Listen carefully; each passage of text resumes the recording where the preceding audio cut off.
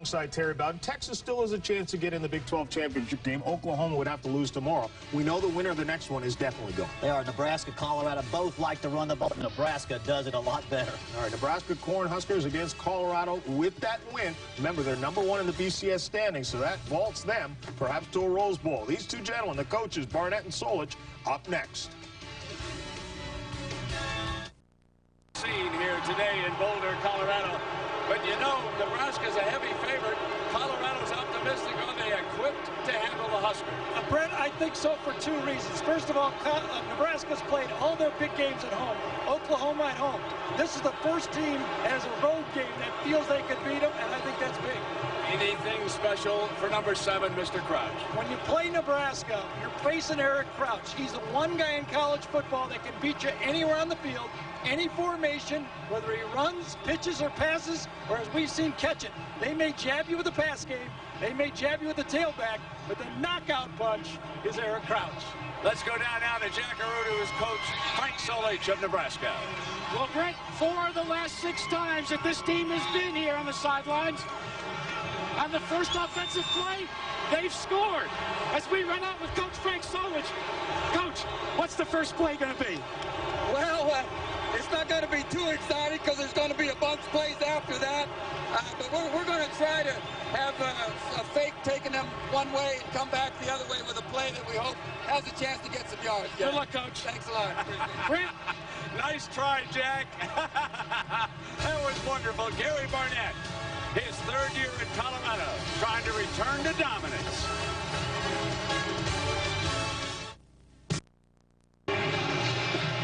A sellout, and I do mean a packed house. And yes, there is a lot of red. Nebraska fans did find a way to get tickets to this one.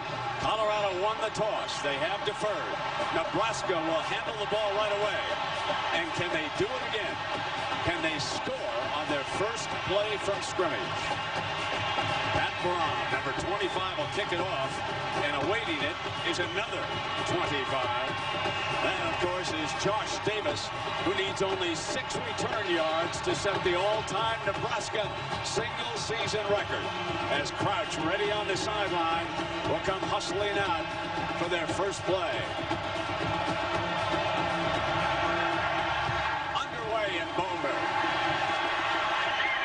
Will Davis bring it out? Yes, he will. The record is his. The all-time kick return leader, but they're short of the 20. Now, Jackaroo told you that 4 of the last 6 games in Boulder, Nebraska has struck on the first play from scrimmage. 2 years ago, it's Danny Alexander on the pitch, got the corner, 50 yards.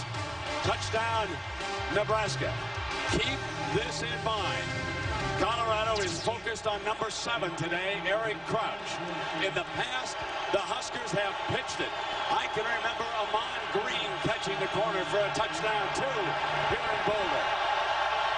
Thunder Collins in motion, fake and Crouch keeps it, rolls, they won't score this time because number 54, Sean Tufts, out of Englewood, Colorado. In that offensive line, Mr. Pancake, you got served for number 77, Fonity, All-American at left guard. Aaron Diedrich, folks, we talk so much about Crouch. We overlooked number 30, 1,000-yard rusher, leads the Big 12, certainly underrated. But the key man is number 7. Colorado determined to get the ball out of his hands as much as possible. 2nd down and 14. Straight ahead, 30, big hole, and he pounds it to the 22, and Michael Lewis, their great safety, makes the hit. Justin Bannon, a question about his health. How many snaps can he go? The defensive tackle spot. There was a big hole on that last play. The linebackers, they've got to crunch Crouch all day long. That's their mission. We mentioned number 31. He's one of the best in the country, Michael Lewis. They'll move him up tight. Pay 8 men up in that box all day long, looking for the run on 3rd and 4. Wisdom motion right. Crouch looks in that direction. Crouch goes downfield, incomplete. Wanted Thomas. 3 and out. 84% of Nebraska's passes go to 4 people. They're tight end, they're 2 tight wide starting receivers, and Thunder Collins. Colorado has a bead on who Crouch wants to throw the ball to. stop the option on first play, and all of a sudden it's punt time. And now Roman Hollowell, the nation's leader. There is Garrison, number 52. Had a bad snap against Kansas State. Colorado wants him to look left. They want him to block left all day. They picked up a tendency. Larson gets this one off, and now it's Hollowell, the nation's leader. He's at the 21-yard line. Gross can't get to him. He slips the first man. Runs laterally out to the 32-yard line. And Nebraska with good coverage on that. Hollowell is so tricky and dangerous now. And folks, two great offensive linemen, Gerard and Rogers, lead the way. They are definitely in charge of this large offensive line. Daniel Graham, a first-round draft choice for sure, number 89. The man out of the gun is number 4, Bobby Pesavento, the senior who transferred here from Miami of Ohio with Craig Oaks injured, moved back in the starting lineup. He's turned in several outstanding games. Straight on. Colin Johnson's 27. He's the guy back the first carry. About 3 yards to the 35-yard line against this Husker defensive lineup. Chris Kelsey coming on. Colorado thinks he's the key man in that defensive front. As far as the linebackers are concerned, Jamie Burrow has become the hit man, number 48. A terrific secondary. They will play man-to-man, but can they block number 57? That will be the key. Kelsey gets down in his stance. Play fake, Pesavento on the roll. He'll swing it sideline. Got a sideline. Incomplete. Out of bounds. And they were using Hollowell down the sideline as the receiver. Pesavento in his last 3 game starters with an injured Craig Oaks is completing 71% of his passes as a starter. Graham is their trailer, but he goes deep and the ball is just let out of bounds. Colorado believes to throw the ball, the quarterback is going to have to move out of the pocket occasionally to avoid that pass rush. Bates is lined up against Kelsey. It's 3rd down for Colorado. Colorado with a slot receiver in the California passing attack. They break it wide open. Complete to the 40-yard line. They hit number 15, Matt Brunson, the senior from Inglewood, for 26 yards. Pesavento had time to throw the ball. When you have time, that means your running back is blocking on a blitz. Nebraska comes with the blitz, and this time, bang! Running back comes in there, makes the play. Bobby Purify makes it, and that's what allows Pesavento to throw the ball downfield. What we noticed about this Colorado team all week is the quiet confidence. The coaches and the players, they believe coming in. And it's Purify for a touchdown. Purify breaks open. He slowed up too early and got hit by Gross. When he slowed up, he was risking it, but he goes in for the touchdown. And it is 6-0. Colorado. Purify bolts 39 yards. It was almost like he thought the goal line was the 2-yard line. You said the 2 guys, Gerard and Rogers, those are the 2 guys that get the block. Brent, I think he was so open, he believed the whistle blew. He said, I can't be this open. He turns around and says, what's going on here? Now the extra point and the 7-point advantage. Jeremy Flores, the senior, adds the extra point. And we got a surprise for you. Nebraska comes in favored by 10 points. And the Buffaloes say, forget about it. We're going to be in this one all the way. And it was the handoff here to their number 2 back in the rotation. They go 4 deep at running back. Here's number 2, the sensational Purify. It's 7-0. Ready to add to that record, but Grohl may have different ideas. Remember, Davis gambled and didn't get back to the 20-yard line. He hangs another one beautifully right down by the goal line, about 3 yards in, and Davis is coming out, and he's well short again. Hey, Grohl has been a key to this game. 2 terrific kickoffs. Killian makes the stop. Now, number 7. How good has he been as the Nebraska quarterback? Folks, look at this. Since 99, this is 50% of their touchdowns. Rushed or passed for 76. This is why he could well be considered the leading candidate for the Heisman Trophy. This is a young man who has done it all in his 4 years, lost only 5 times. And now it's all uphill for Nebraska. They have not scored in the first quarter for about 3 straight games now. Play fake. Coach going to go for Wistrom. Cover incomplete. And Lewis was stalking him one-on-one.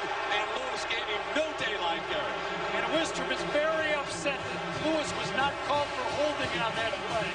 Turned around, motioned to the referee that he was grabbing the whole way, but it ain't holding if there's no yellow flag. Coaches talk about Lewis as the emotional player of this defense and also say in the next sentence that he's the smartest football player on this team. He's going to have Crouch and Wistrom all game. They have forced Nebraska to spread the field early. And they're going to run deeper to the middle of that defensive line. Fumble! Loose ball still. Dive for it! The Buffaloes think they've got it! A tug of war. This would be huge if Colorado pulls it away underneath. Still no signal. Yes, Colorado's got it.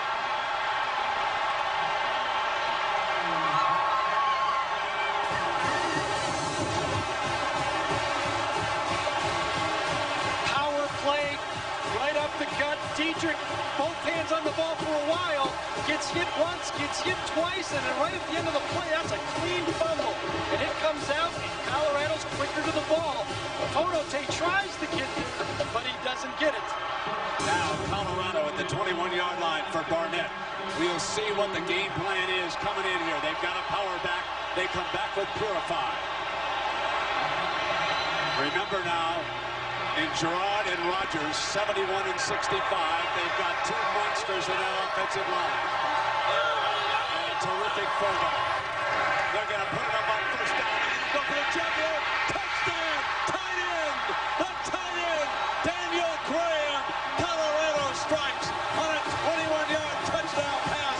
Solich and the Huskers are in deep trouble.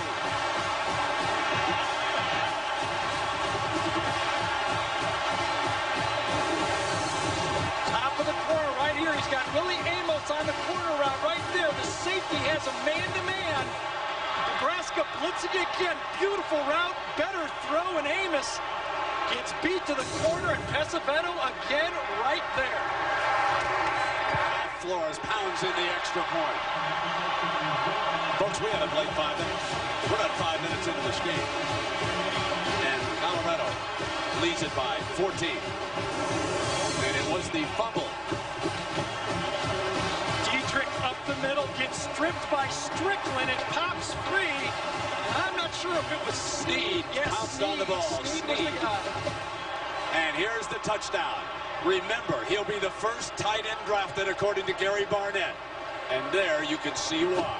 A big timer into the end zone, and it's 14-0 Colorado. There's 142 years of coaching experience on Solich's staff. They will not panic. And again, Rome drives this one through the end zone. Let's take a look at what's going to decide this football game. 2 teams, 2 even teams. Colorado believes they can win it. Both teams want to run the power game in this football game. Whoever does it the best is going to have a chance. You saw Purify already. Special teams breakdowns. Nebraska already got beat twice on the kickoff, and Nebraska needs to save fuel for the 4th. In the 4th quarter here in Colorado, they've been outscored the last 2 years, 38-0. Thunder Collins checks into the backfield. Number 1 is the Alabama. After the Dietrich fumble, it'll be Collins. And makes the fullback straight ahead with Jack Davies. So now what Nebraska will do when they're so good at it, they're so patient, this offensive line will block so well, they need to think just one at a time here against Colorado. There's so much emotion right now in this crowd. It is electric down there. That's where you get in trouble when you're trying to play football against Nebraska. Everybody says assignment football, try to play the quarterback, but you have to stop the power game first. I formation with Collins play fake, and Crouch is going to throw on the run. Incomplete. Underthrew Thomas a little bit.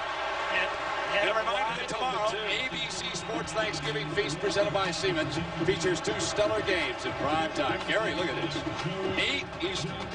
We've got the rematch, Washington against Miami, and of course Washington beat Miami last year. Some of you will see the Fighting Irish at Notre Dame take on Stanford. What's your thoughts, Gary, about Washington Miami? Miami, I think they're the best football team in college football. Not so fast, my friend. This one's not yet over. 3rd down, and the Huskers. Here's that option-looking Couch. No first down. Great play by Joey Johnson, the Hawk linebacker from San Antonio, Texas. Joey Johnson playing for Sykes, their injured middle linebacker. He's coming on. Crouch cannot get outside with the option. Davies is going to try to get outside and block, but he gets knocked off inside, and that allows Johnson to scrape and make the play. Now again, they're going to make Garrison. They're going to put someone right on him. Last time they went return. This time it looks a little different alignment for Colorado. Here they come. Larson, the punt man. Coming in. Here's Hollowell. He's going to be out of bounds. Hollowell is out of bounds when he caught the ball. Well, ABC Sports presentation of college football is brought to you by Dr. Pepper and your local Dr. Pepper bottler. Be you, nothing's better, Dr. Pepper. General Motors. Together, let's keep America rolling. Burger King, home of the Whopper. And Sears. Only Sears has the brand you want, the price you need. Sears, where else? How about Nebraska? Haven't scored in the first quarter in the last 3 games, and Colorado's got them on the run in this football game. Those 142 years of experience, they're going to need it in this football game. It certainly looks that way. Purify still in at running back. After his bolt for the first touchdown of the game. Here he is on a little delay, sealed up by the Husker defense right now. We got an injury. Let's check in now with Jackaroo. Brett, you may see more of this man, Bobby Purify, because Cortland Johnson, who has really been the hoss in the rotation for Colorado, has suffered a strained MCL. They are working on it now. They have listed him as doubtful, but he wants to get back in the game and at least get a few snaps. He has never beaten Nebraska. He's one of the seniors, Johnson is. And, of course, that's why Purify was on the field when he bolted for the touchdown. Thanks, Jack. Play fake. Pesavano. Kelsey's got him, and it was a whistle. Whistle on the player, obviously, prior to the snap as they stopped it. The snap occurred. All start on the offense. 5-yard penalty. Remain second So, down. Bobby Pesavento, we'll call him the Marco Polo of quarterbacks. I'll steal a Dick Vitale line. And look at this, out of Lake Central High School in Indiana, on to Oxford, to Miami of Ohio. Then he went to a junior college at Fort Scott, Kansas. Then here to Boulder. Thought he was going to start one to the bench. And now he has come back because of the injury suffered by Craig Oaks, and he has been efficient. He's kept himself ready when he got his chance. So nice to see a youngster who does not give up. Never, ever give up. Second down. Here's Purify. Penalty flag, Purify in a foot race for the end zone. But let me reiterate, the umpire threw the penalty flag. Frequently that's holding. And this one is going to come back. Brent, that might have been holding on the defensive line, but where are the Nebraska linebackers? That's 2 sprints to the end zone. On the offense. That was on the offensive. 10-yard penalty enforced in the spot of the foul. Remain second down. I mean, they're going to get holding inside here. But where are the guys back here, the linebackers? What is happening to the flow? Ridrell and Burr just running right by. Kelsey goes too deep for Pesavento, and look at that. Holy cow. You know, I talked to a coach in the Big 12 earlier this morning, and I said, you know, Coach, being here, it seems to me that maybe Colorado matches up a little bit better against Nebraska. And he said, absolutely, this is going to be the toughest game of the year because of the style that Barnett has. He will run directly at Nebraska, and they will block it, and they will use short passes to keep Solich and the Huskers honest. He said, I think Nebraska's in for a dogfight up there. And the play-action pass. When you can run the play-action pass, and that's what Pesavento's done to buy some time. Slot to the left. 3 wide on second and long after the holding nullified the touchdown. Holding and out to the 24-yard line, Chris Brown who transferred from Northwestern, the third running back. And here at Folsom Field on an overcast Saturday afternoon. And here is the first touchdown of the game. Bobby Purify off the bench, took it home. Then Nebraska turned it over, a D-Greek fumble. And after that, it was the Huskers' great tight end, Graham from Pessamento. And it's 14-0. Nebraska linebackers Jamie Burrow is overrunning the play. Colorado is cutting back and getting yards. Hollowell was slotting in. Pessamento looking for him. Got it thrown back outside, incomplete. And Colorado forced the punt. Hold on, we've got a penalty flag thrown downfield. And there's a question of, it's just a warning. There's a sideline warning on Nebraska. First sideline warning of the half. Sideline warning, the sideline for Nebraska too close to the field. That's getting to be like an illegal D in the NBA. Exactly. The official ought to just go over to the coach and tell him to get him back. Got to stay off the white. That's almost impossible. So Mark Mariscal punts on. Now one way, folks, one way for Nebraska to quickly come back in this game is to block a punt or have a punt return by Gross for a touchdown. See if special teams can react. Remember, he hauled one back against Kansas State. He is very dangerous. They've had about 800 yards, return yards of punts, Nebraska has. They'd love to block one right now if they can. Mariscal will try to get it out of there. He's out of Tallahassee, Florida. He's punting it now for Colorado, standing on the Buff 10-yard line. Perfect snap. The gunner's trying to get down. There'll be no return, but it will be Nebraska's ball in their best field position of the day by far. They've started at the 17, 13, and 20. Now they'll start at the 42. Timeout. Our Thanksgiving feast, presented by Siemens, continues on ABC Sports. Colorado, a 10-point underdog, shocking Nebraska, but it's very, very early. And the Cornhuskers now with some maneuverable field position. Coming out for the 42. Eric Crouch following that 33-yard punt. We'll see what he could do. Thunder Collins still in as the I-back. John Gibson, a wide receiver, along with Wilson Thomas.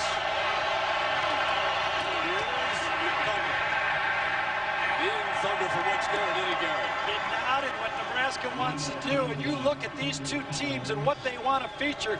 Nebraska about a couple things right here. Both of them, you got an equal power and option. You got to stop them both. Colorado wants to run the ball right at them, and Brent, they've been successful doing that. That's why the rest of that offense will work for Colorado. We'll chart it all day. Cornelson, Wistrom, Hasselbrook, all check in. 3 substitutions for the Huskers, who go back to the shotgun. That's that option working. Crouch is swallowed. Didn't get anything. He was taking it out all the way. And the middle, Nabdoob and Brayton swallowing. This is really that quarterback ice throw. Fogarty's going to come behind. It's just a tailback isolation. You come around. Volk is the guy that pulls this time. Pitt blocking, and that Pitt right now is being controlled by the Buffaloes. Eric Crouch does not have positive yardage yet on his 3 runs. -4. No gain, no gain. Here's your 3rd down now. And Crouch back in the gun. Colorado's blitzing from the outside. Fire, a beautiful catch by Gibson, and it's going to be close for a first down. Wherever they spot it, and I don't think the umpire gave him a good spot, ladies and gentlemen. I think he moved it back on the spot. He's definitely short. They're going to be short. Let's see now if Solich says we're down 14 early. Do we still play field position or do we go? They're going to call a timeout. They're going to talk about it over here. They're just across midfield. This isn't a bad deal. You can huddle up. They won't know what they're doing. You can run on the field. So, Nebraska, #1 in the BCS. 11-0, but still, they cannot get the spot. Let's watch what the umpire does here, Gary. Yeah, slant from the option right there. There's Gibson. He catches the ball. Does his knee come down? I don't know where the ball was, but I think he's short of the 48. I think that was pretty close to being right now. Nebraska is on the sideline. They can run out with their punt team or their short yardage team to make the first down. This forces Colorado to stay at defense stays. We'll see what they do. So Vince Oakridge on the other side, the defensive coordinator, co-defensive coordinator here of the Buffaloes. And obviously Nebraska going to go for it. Why not? Option, here's Crouch. He slipped, didn't get it. Colorado football. Colorado football as Crouch slips. Remember, the bulk of the season, 8 games for Nebraska, has been at home. Davies, the fullback, is going to come out. Crouch is going to try to come inside of him. Instead of staying wide and following the fullback, he cuts inside. The torque of the play slips him down short. Another negative play for Crouch. Bobby Purify, number 42, the sophomore from Colorado Springs, is back in at tailback. 3 running backs already used by the Buffaloes, and remember their starter Cortland Johnson out with a knee injury. A short field to work with. Graham, the tight ends on the right side of the formation. It's double tight. It's a play action pass, hit on the release. Graham is out in the foot race, and Graham heading for the end zone. Graham out of bounds, just short of it at the 1-yard line. Daniel Graham down the far side. They lined up double tight and brought him clear across the formation. You talk about a team that's ready. Wow. You want to know the West Coast offense? Here it is. One coming this way, one coming the other way. A little pick inside for the tight end delay. There it is. Deion Booker's got him man-to-man. Peeks into the backfield. Look at the straight arm right there. And then he turns it on. He's earning $1. Big dollars every time he catches a ball. Craver saved the touchdown. Now they line up with Brown as the power back. The fullback couldn't get there. And that, of course, is Brandon Drum, the junior from Alaska. Daniel Graham is going to come inside. Hits into it, comes underneath, a little bit of a pick. Booker getting nosy in the backfield on the fake, comes back, and then the big guy. Strong, good hands, smart, and he can run. Neiman checks into the backfield. Chris Brown is the tailback. He bobbled it a little bit, then kept on driving for the end zone. Touchdown! Touchdown!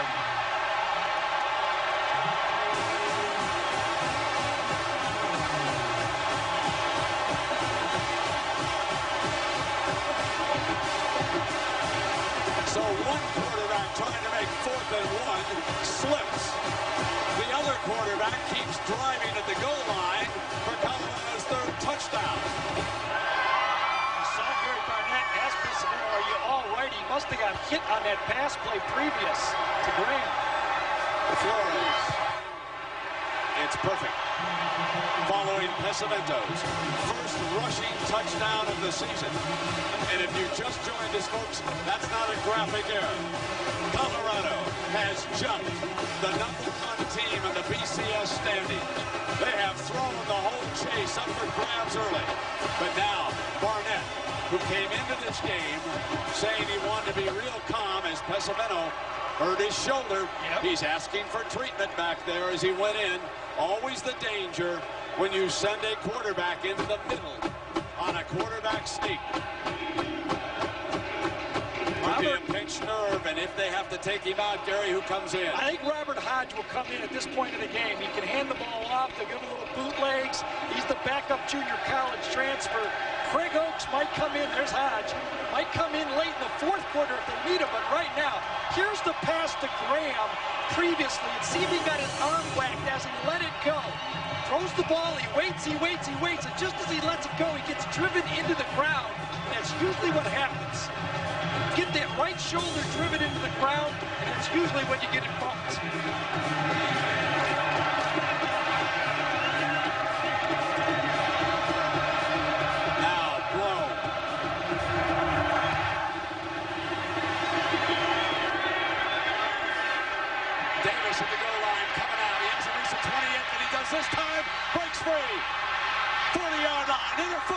midfield. Down and out of bounds at the 25-yard line. Bringing it out from the goal line for 74 yards officially. Special teams can turn it around so fast. This time, finally, the Cornhuskers decide to block somebody. Not going to run many back if you don't block one of those guys coming down. Get outside, run with it, and Gibson puts Nebraska in a position to put some points on the board. But the story of this game so far has been the Colorado defense stifling Eric Crouch and the Nebraska offense. Crouch keeps it, battles his way for 2 or 3 yards. Now let's go back. Following Pesavento being tackled on the Graham, I want you to watch Pesavento as he bobbles the snap. He got it back. He then battled in and took a blow right on the shoulder as he dove for the end zone. It is now second down for Eric Crouch and the Huskers. Collins checks into the backfield along with Diedrich. The fullback's confused. Chuck Davies, now he's set. Second down, and they're going to bring Collins around. The fake, Diedrich, middle, opens, and he's to the 12. First down, we check in with Jackaroo. Jack. Brent, we're watching Bobby Pesavento right now warming up. His shoulder doesn't look bad at all. He told his coach, position coach, he was ready to go back in. One of the reasons why this defense is playing so well for the Buffaloes is the scout team quarterback. It's a name you may remember. Zach Colvin, who used to be the starting quarterback here, transferred for 2 weeks. He got up in their grill and played Eric Crouch all week against the number ones, so I gave him some attitude. He certainly did, Jack.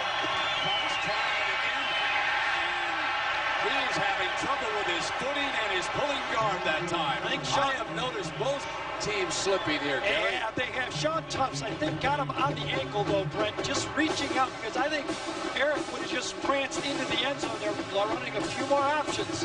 For Eric Crouch, they have to get him some big plays, and he's the guy that will give big plays to this offense. Bowling checks in as a tight end. And Nebraska brings Davies out.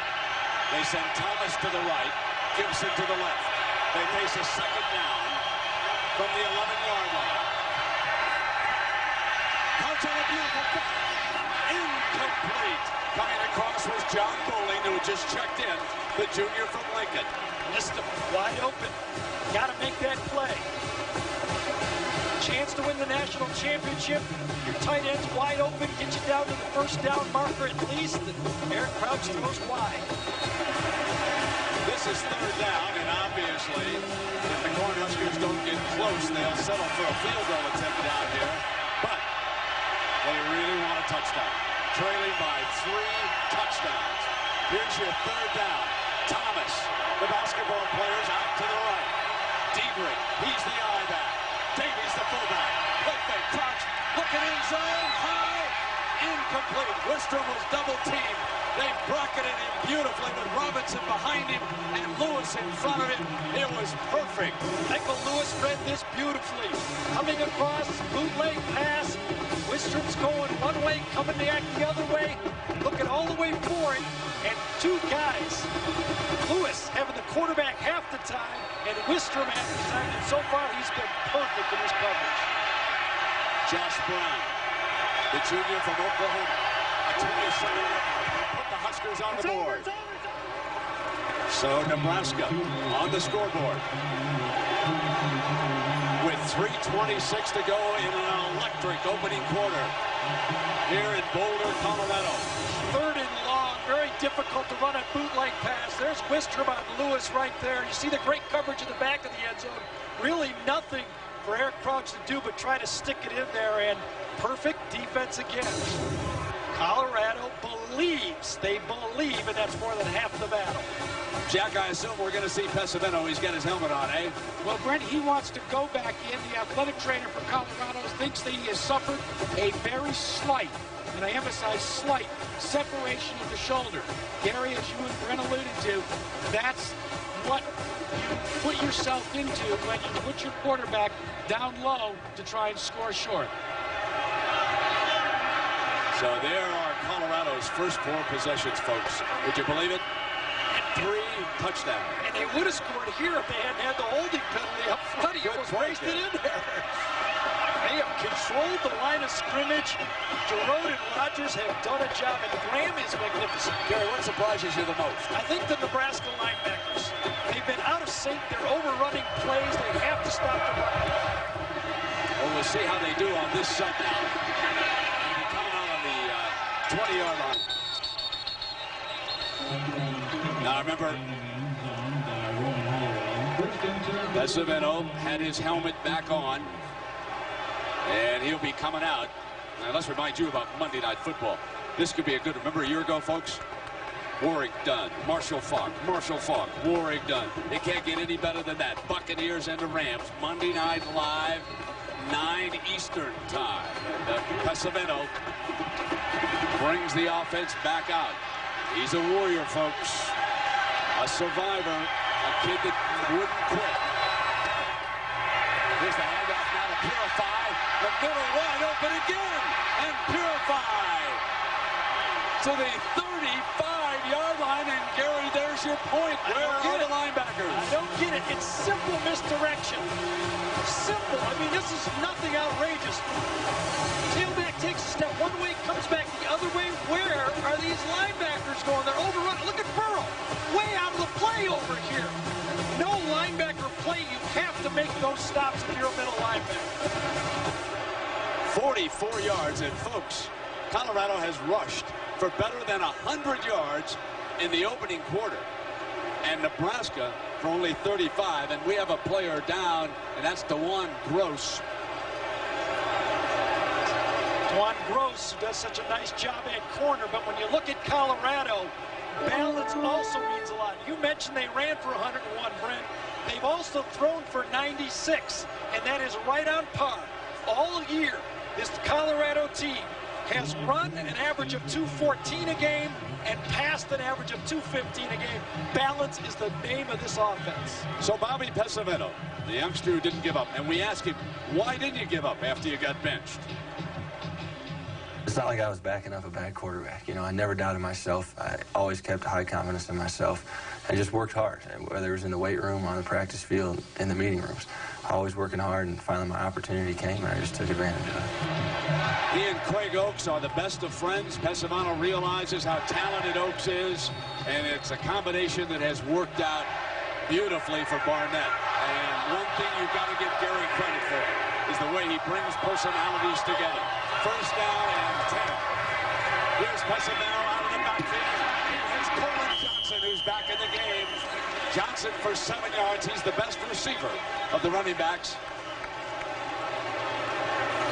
Cortland Johnson, the tight end position. A little bit of a change up here already for Nebraska. Shanley, look at that linebacker on the tight end right there. That's a tough matchup.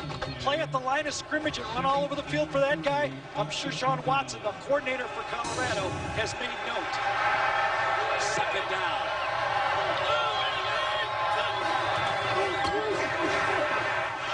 They run straight ahead with Brown, the ball carrier that time.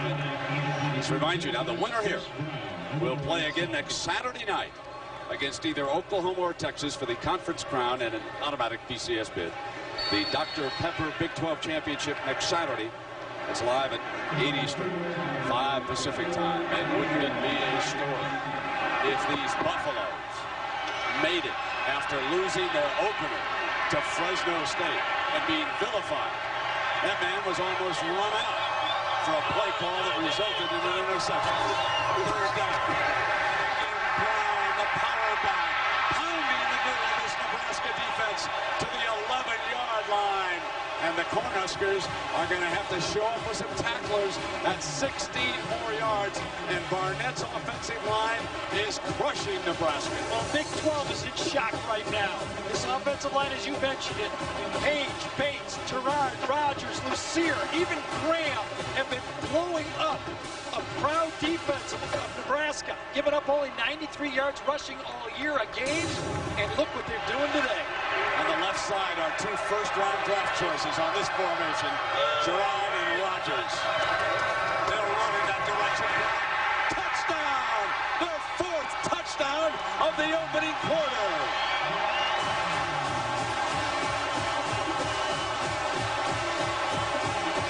The calmness that Barnett has exuded all weekend. He said the one thing I want to do against Solich in Nebraska is make sure I keep these players calm. I don't want them too hyper. There'll be no rocky speeches by me. Another Northwestern transfer, Wayne Lucerne this time, number 78, gets up, gets on the linebacker, and makes the block. And Flores pounds in his 4th extra point of the quarter. One more look at the center this time. Brown's a Northwestern guy. Watch the center get the middle linebacker. Again, overrunning the play.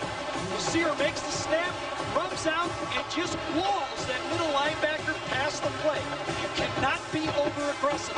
You have to play inside out, and Colorado is taking advantage of it right now. So a Northwestern block and a Northwestern ball carrier. Look at that, right up the gut against the proudest defense in college football. And do I hear the cheers down in Gainesville right now? Do I hear some people around the country getting excited? How about in Knoxville, Tennessee? How about out in Eugene, Oregon? How about in all of those spots where those teams are chasing number 1 or number 2? Miami with a big one tomorrow night on ABC against Washington. And doesn't that loom huge now, especially if Barnett and the Buffaloes can keep it up? Coach Barnett did one of the great jobs that I've ever seen when he coached Northwestern all the way to the Rose Bowl. Never in my lifetime did I expect the Wildcats to reach the Rose Bowl. That man can flat out coach.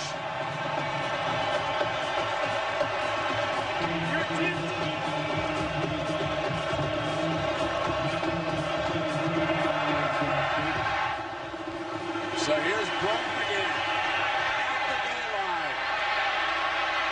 And here comes Davis. Looking for that alley again, out of bounds. Let's go back. I said to Coach Barnett, after you lost that horrible game to Fresno and got second-guessed up and down Colorado, what did you do to keep this team together?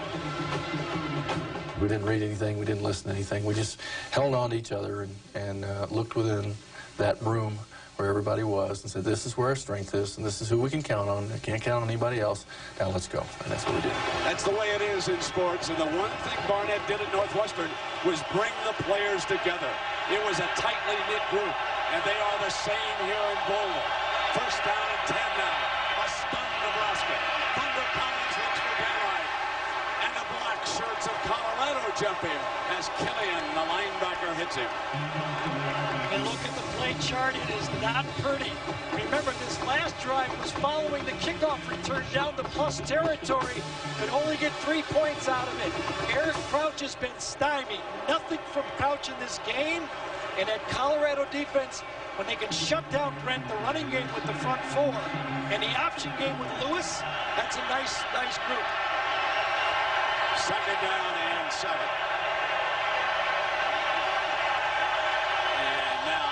Coming around behind. Diedrich and Crouch keeps it from him, and nothing doing. Colorado not fooled. Joey Johnson again. I really think Eric Crouch missed this one. He had the block to cut inside. He got a little fancy on the option again, trying to get too much out of the play. He had a block on the linebacker Johnson. He could have just gashed it inside for an easy first down. Look at that, folks. I've never been around that number with number 7. 7 times and no yards to show for it. Here is third down now. Thunder Collins, the I-back. Nebraska 0 for 4 on third down. The option, the pitch. Collins has got it. Nothing but daylight. The cut. And he lands into the 40-yard line. Nebraska rolling. 23 yards by Thunder Collins. Now you wonder if Frank Solich has finally found a formation that he can get his quarterback down the line to pitch the ball. So far, with wide receivers now, have a little different look from this Colorado defense. Eric gets to the end man on the line of scrimmage right here, pitches it, and that's just like a beautiful sweep call as we get to the end of the first quarter. Maybe Nebraska has found a formation. It is arguably the most shocking first quarter in this college football season. Colorado has jumped over #1 BCS Nebraska. The score 28-3 back at the...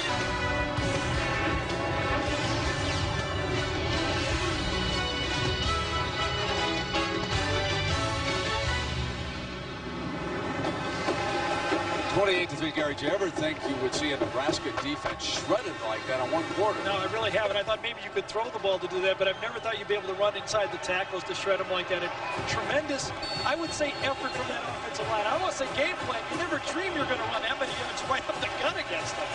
I mean, wow. So Nebraska will open the second quarter in Colorado territory from the 41, and Crouch is going to throw. Goes Wistrom. Can't make the diving catch at the 5, and number 31, Lewis, is all over Wistrom. We were told by Barnett and the staff that Lewis is a big-time safety. And, man, were they right about this. Still doesn't look to me like Wistrom is 100%. I remember him just outrunning people. Lewis, a great player, but since he was injured that week before Texas Tech, Brent, Tracy Wistrom has caught one pass in the last 4 football games. Here's second down and 10 for Crouch.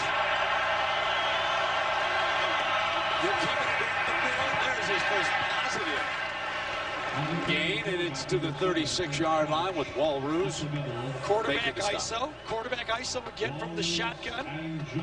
Again, it looks like Nebraska's already going to their wide formations, their split formations. That is not what they comfortably like to run. Total yards. Holy cow. 28-3 on the scoreboard. Colorado hoping to make it to the Big 12 championship game. The corners are soft. Third down. Crouch's straight drop. Juggled incomplete. And again, it was the hit in the secondary. Roderick Sneed, number 26, out of Mesquite, Texas. John Bowling coughed this one up before he got hit. He might have felt that one coming. But Eric Crouch threw a good ball here. He passed up Wistrom for an easy first down and went down a little farther to Bowling. And that's a drop pass. Crouch and the Huskers will go on 4th and 5. I think you got to go for it. Trailing, absolutely. Absolutely. You got to go for it. And I wouldn't mind if they burned the timeout. Which is exactly what they're going to do. We'll talk about what they want to do here. Colorado 28, Nebraska 3. 35-5 as a starter. Lost twice as a freshman. Once his sophomore year. Twice as a junior. Colorado's never beaten him. He's unbeaten this year, and he's on the ropes early. Here comes that end-around play that they like. So it works for a first down that time.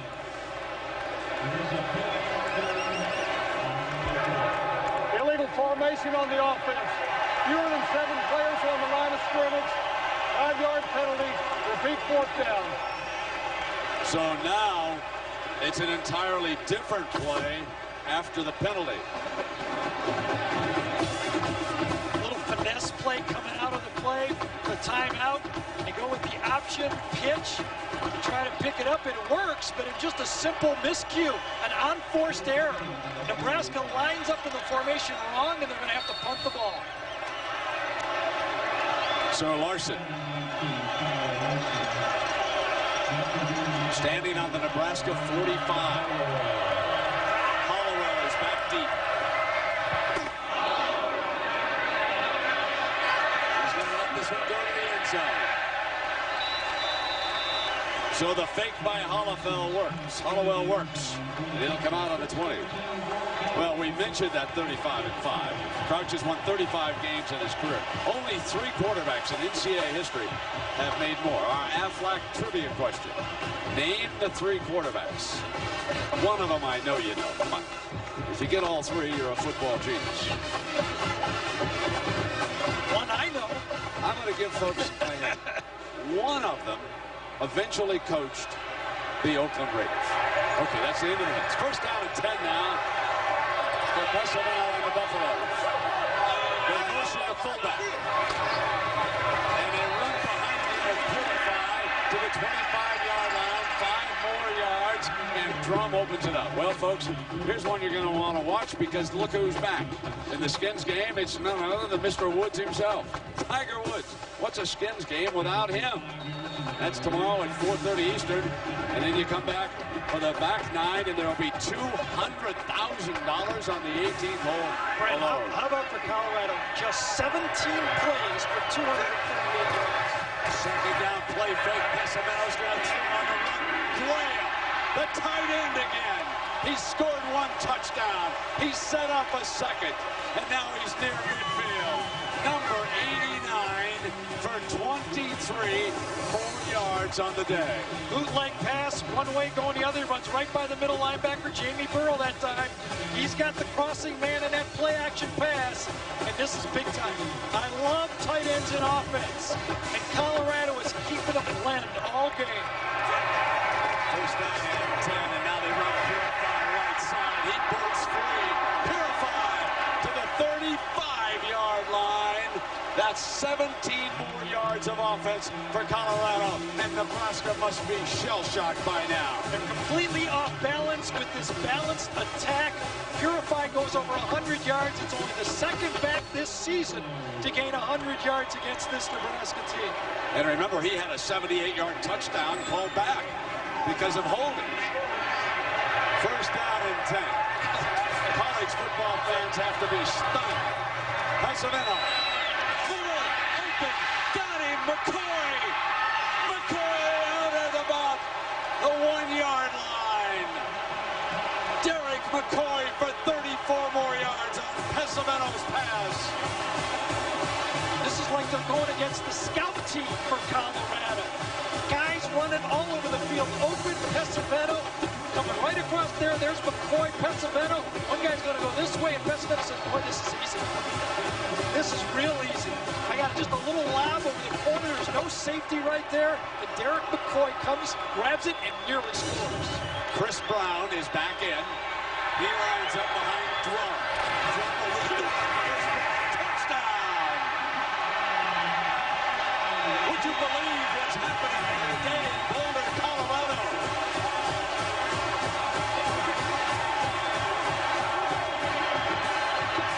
The return to dominance indeed.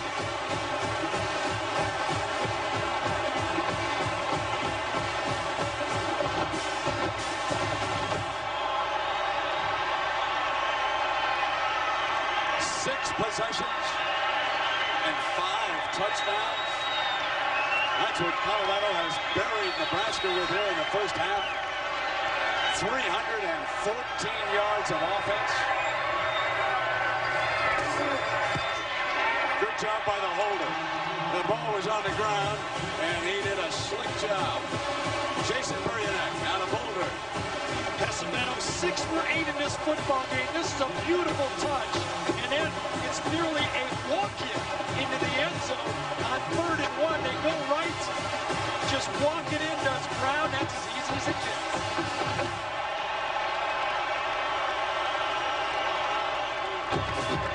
This is the quietest sea of red that I have ever been around. Shocked Husker fans. Colorado has jumped all over their top-ranked team.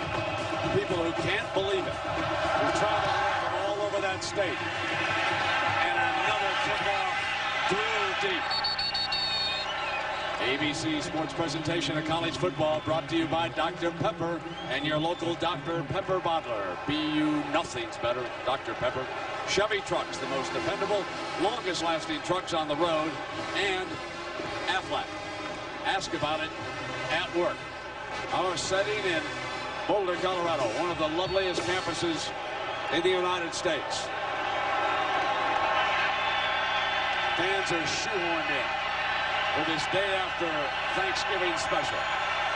Diedrich is the I-back. Nothing doing against the middle of the front. Well, we ask you the Aflac trivia question. Eric Crouch has won 35 games at Nebraska. Only 3 quarterbacks in NCAA history have won more. And here they are. There he is, folks. Did you get it? John Rouch. One Two-time Georgia star back in the Rick Leach did a great job at Michigan, won 38 times, and the all-time leader in wins. Peyton Manning, Tennessee. Gary Danielson was all over Manning. And Crouch. I think I knew Leach, too. I didn't know the first one. I didn't either, but it wasn't about that. Second down. There's the flail pass to Thomas. And he battles for about 4 yards. Wilson Thomas. Will, let's check in with John Thomas. I bet John that John Saunders, I'll bet John that Terry Bowden picked this upset, right? He was all over it today, right, partner? He actually said it was going to be a close game. Didn't expect it this way. Burger King update. Texas A&M, Mark Ferris. Everett Walls picks it off and goes out of bounds. That really just sealed the victory in a game where there wasn't a lot of offense. 21-7 as they add one after that. Esper, back to you. You've got all the offense you can handle, Brent. Hey, John, get a little tea, put some honey in it, my friend, and you'll be all right in a couple hours. Here comes Crouch. Rifles it complete. And it's Thomas again. Close to midfield as Crouch delivers a strike. You know, Gary, what's interesting about Eric Crouch undergoing shoulder surgery in each of the last 2 years, and they've all said, the coaches, Crouch included, he's throwing much better than a year ago. Well, and it helps to be healthy, and you're right. I think Frank Solich has run the option less this year coming into this game to keep it healthy. But considering that schedule that Nebraska had stacked so much in their favor with all those home games, he had the luxury of doing it. That's a 25-yard gain for Crouch. Here comes that end around, and back to Crouch, who's going to throw it. There's a tight end. It's Worcester. Down of bounds inside the 30-yard line. Michael Lewis forces him out. But off the double reverse, Crouch throws for 24 more yards. So look what Nebraska has been forced to do. A drop-back shotgun pass where Crouch hits Thomas, and now a double reverse.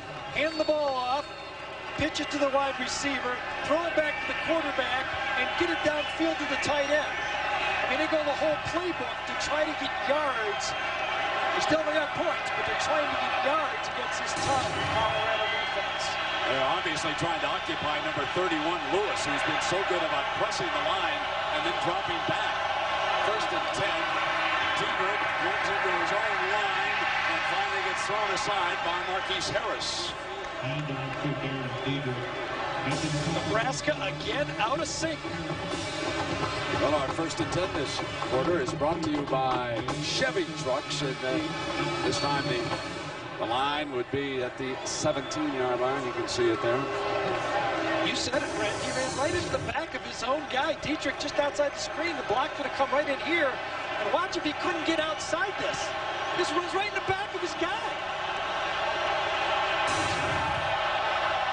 Here's second down. And the middle, touchdown! Steve Krewald, the freshman fullback, 24 yards, and Nebraska scores for the first time today. You play option, you play tailback, and all of a sudden they slip it to that fullback. And Krewald, the inside play to the fullback, just slip it to him very quickly. Watch the action of the quarterback and the tailback going this way, and then boom, a little misdirection with Krewald right behind it to put points on the board. Point now, critical, and that one added by Josh Brown.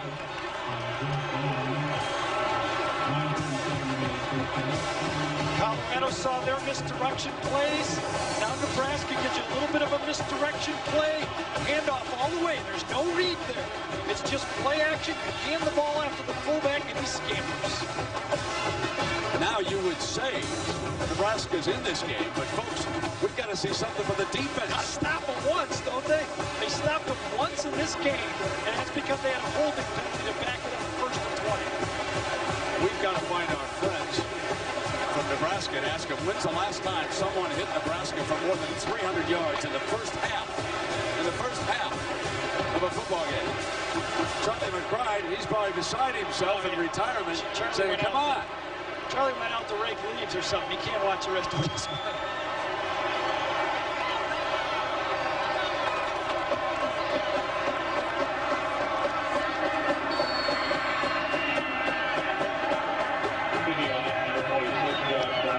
Clyde Sorrell and Hollowell go back deep for this kickoff.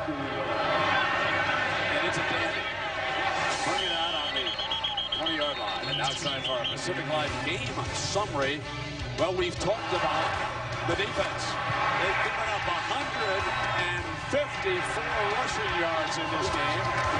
They've also given up 160 passing yards. They have been shredded in the middle.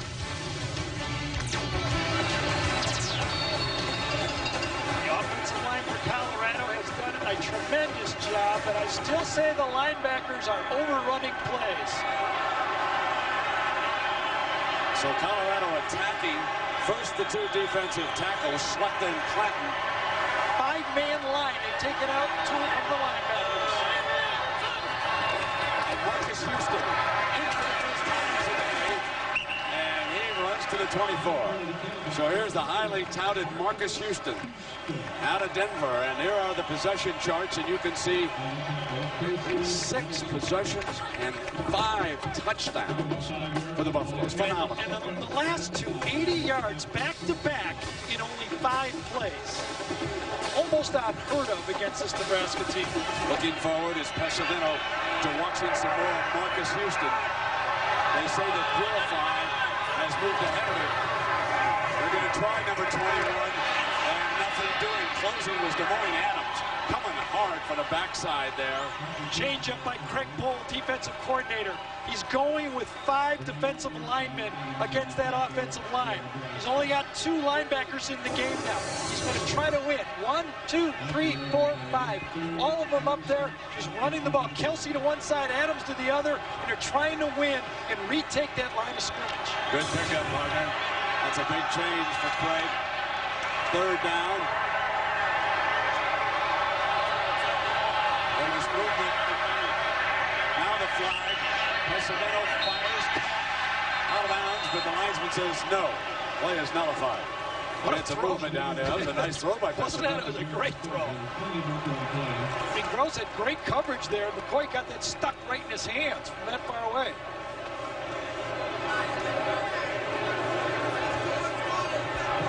Before the snap occurred, false start on the offense.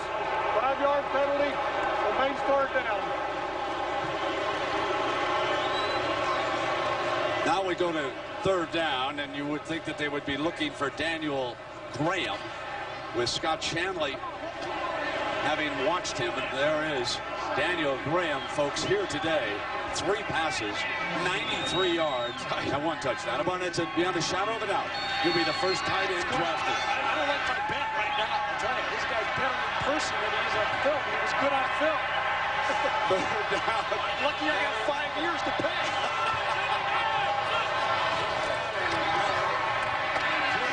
Checks back in, and Colorado is forced to bunt. Now this is a big stop for this defense, and Gary Danielson picked it up immediately that Craig had gone to the 5 defensive linemen, and now it will be up to Colorado to adjust off of that.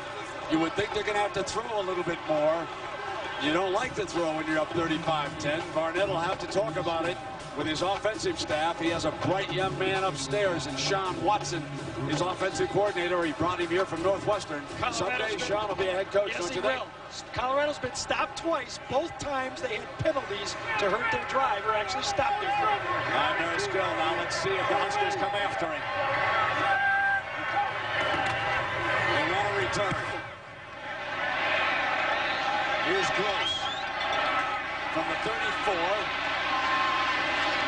Down the sideline, twists, but he was out of bounds at the 42-yard line. So we'll take a break. Folks, this is not a mistake. Colorado 35, Nebraska 10. Timeout. There are as many NFL prospects on this Colorado team as almost any team I've been around. You're looking at one right here. Number 31, safety Michael Lewis. He's fast enough and hits hard enough to play inside and outside in this game. Crouch now bringing it for the corner. Crouch across the 45 on his best run from scrimmage of the day. Now we asked Lewis about coming into this game, the mental approach to Nebraska. We feel like, the last couple of years we've been coming into this game too emotionally charged. We want to channel that emotion and come out more focused and playing for each other. And that's exactly what they have done here, leading 35-10. But now, after that 15-yard run, the Huskers are starting to bring some offense. Last drive, it was trick plays. Now they come back with a little bread and butter. Now they line up in the arm.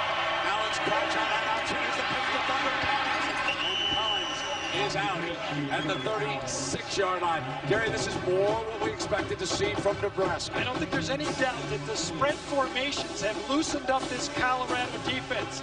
Now the bread and butter offense of Nebraska is starting to emerge. The score doesn't help them, 35-10, but you peck away. One drive at a time, one gain at a time, one first down at a time, and then you put points on the board and look up at halftime, see where you are. The goal here is to get the 35-17 and get the defense to hang on against the Colorado running backs. Second down now. Here's that base high again. Thunder's hit in the backfield by Justin Bannon, the senior from Fair Oaks, California. So, here in Boulder, Colorado, on a Friday afternoon, Colorado is shocking Eric Crouch. They have dominated the line of scrimmage, and Crouch has been unable to break free. His best run of the game for 15 yards. That slip was on 4th down and less than a yard. And now Thunder Collins shaken up. Yep, on that last play that you got hit in the backfield coming around, Bannon just put him down and he stayed down. Looks like it is left leg, knee, ankle, something like that. There he is, 97, hits him in the backfield, rolls. Usually they fall on that ankle. What happens there, and boy, did he take it. There's no question about Colorado's desire. Remember, folks, in each of the last 2 years, they've gone to the last play and lost both games. Barnett missed a field goal in here a couple years ago, and they lost in overtime. Then a year ago, they lost to Nebraska on a field goal in Lincoln. Third down now, and Crouch rolls hard right. Here's Thomas. I don't think he's got the first down. It's going to be very close. It looked good to me. He landed on his back just past the first down. He got it. You're right. Good eye up here, buddy. Again, one of those things that Eric Crouch does so well as a weapon in offense. Look, he's struggling today. There's no doubt about that. His Buffaloes are ready for him. But he continues to peck away. Isolation plays, option plays, quarterback draws, quarterback iso. You must still stop him. Side check. Who's got one pass? Is coming around. The fake from Diedrich keeps it. Breaks free. Touchdown. Nebraska's back in it. They faked the end around beautifully that time for 32 yards. I saw a side check out there. One of his specialties. He started back around. They bit on side check, and Diedrich turned it in. And Barnett saying, oh no, here we go again. You're right. And Big Finote that time. Number 77, Big Syrup. You got a pancake on that one. Mr. Syrup, Big Syrup. Big Syrup. I like Big Syrup. I like your nickname. Big Syrup. And the extra point by Josh is good. Frank Solich is Hold on now. No good. No good. They missed the extra point. It's a beautiful kick. It just didn't go between the posts. I thought it was just like, looks so good, and Solis can't believe it either. Here's the touchdown play. They faked him like coming around. Pinote's right here. He goes outside. I don't know if we catch all of it, but you'll see the play. The fake reverse one way. Diedrich, watch number 77. He finds him, and it's Lewis right there that gets it. Two future NFL players. Watch him on the ground. There he is. Big Syrup gets a pancake.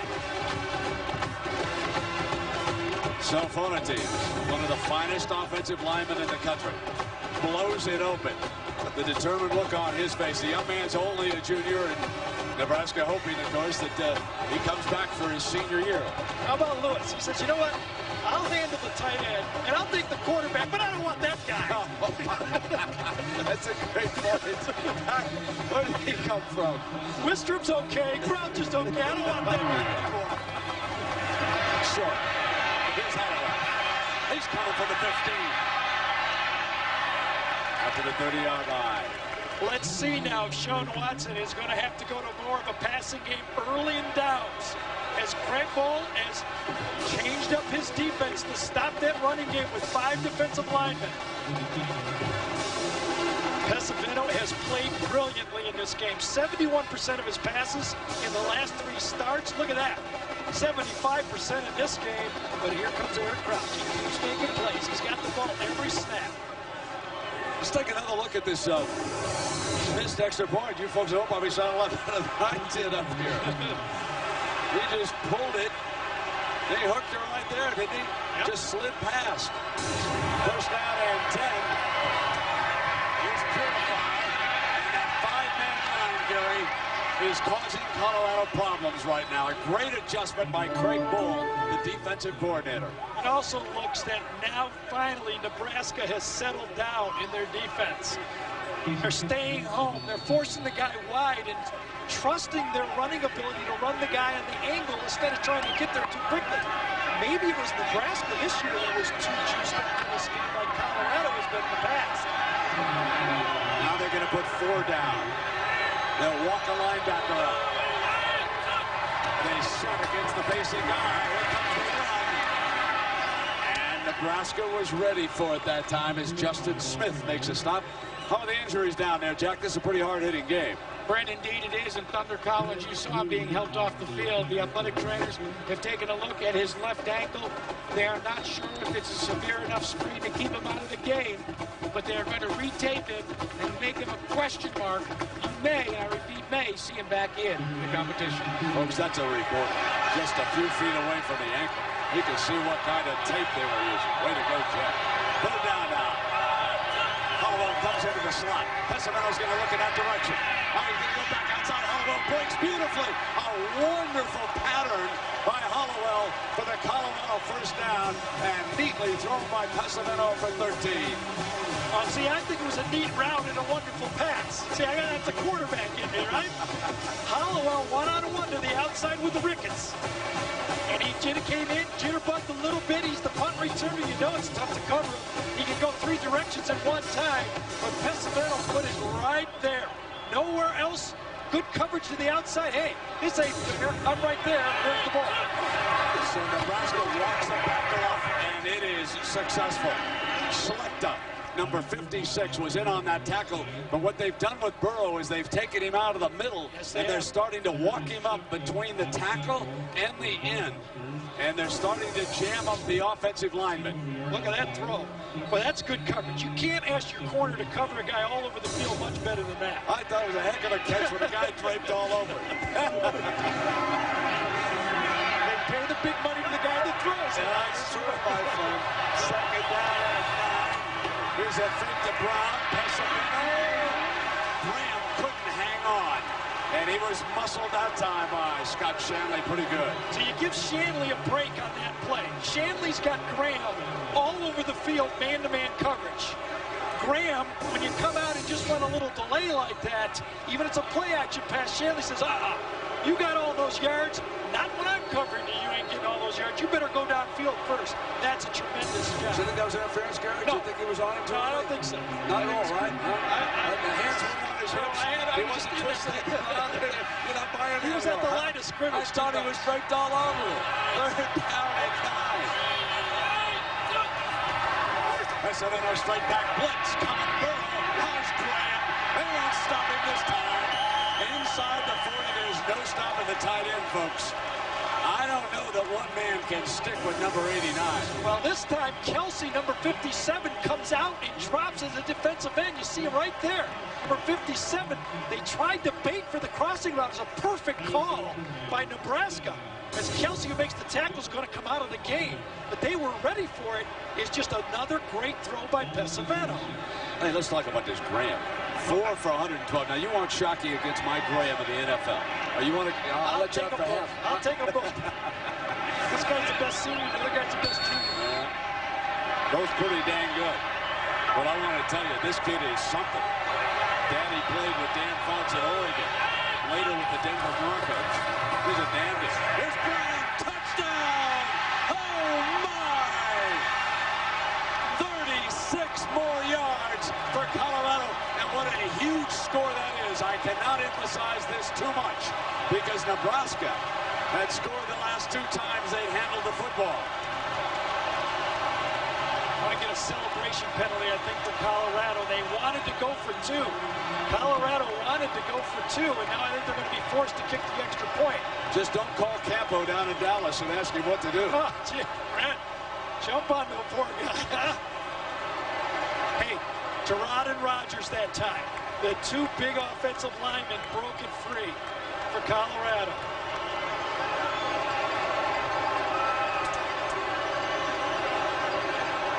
Celebration down there in the end zone. I don't know why it's taking so long to I think sort it this is. thing out. Touchdown is good. Sure. After the play had ended, personal foul on Colorado. No, this is worse. My apologies. Right from the 18-yard line. This was not a celebration. Right.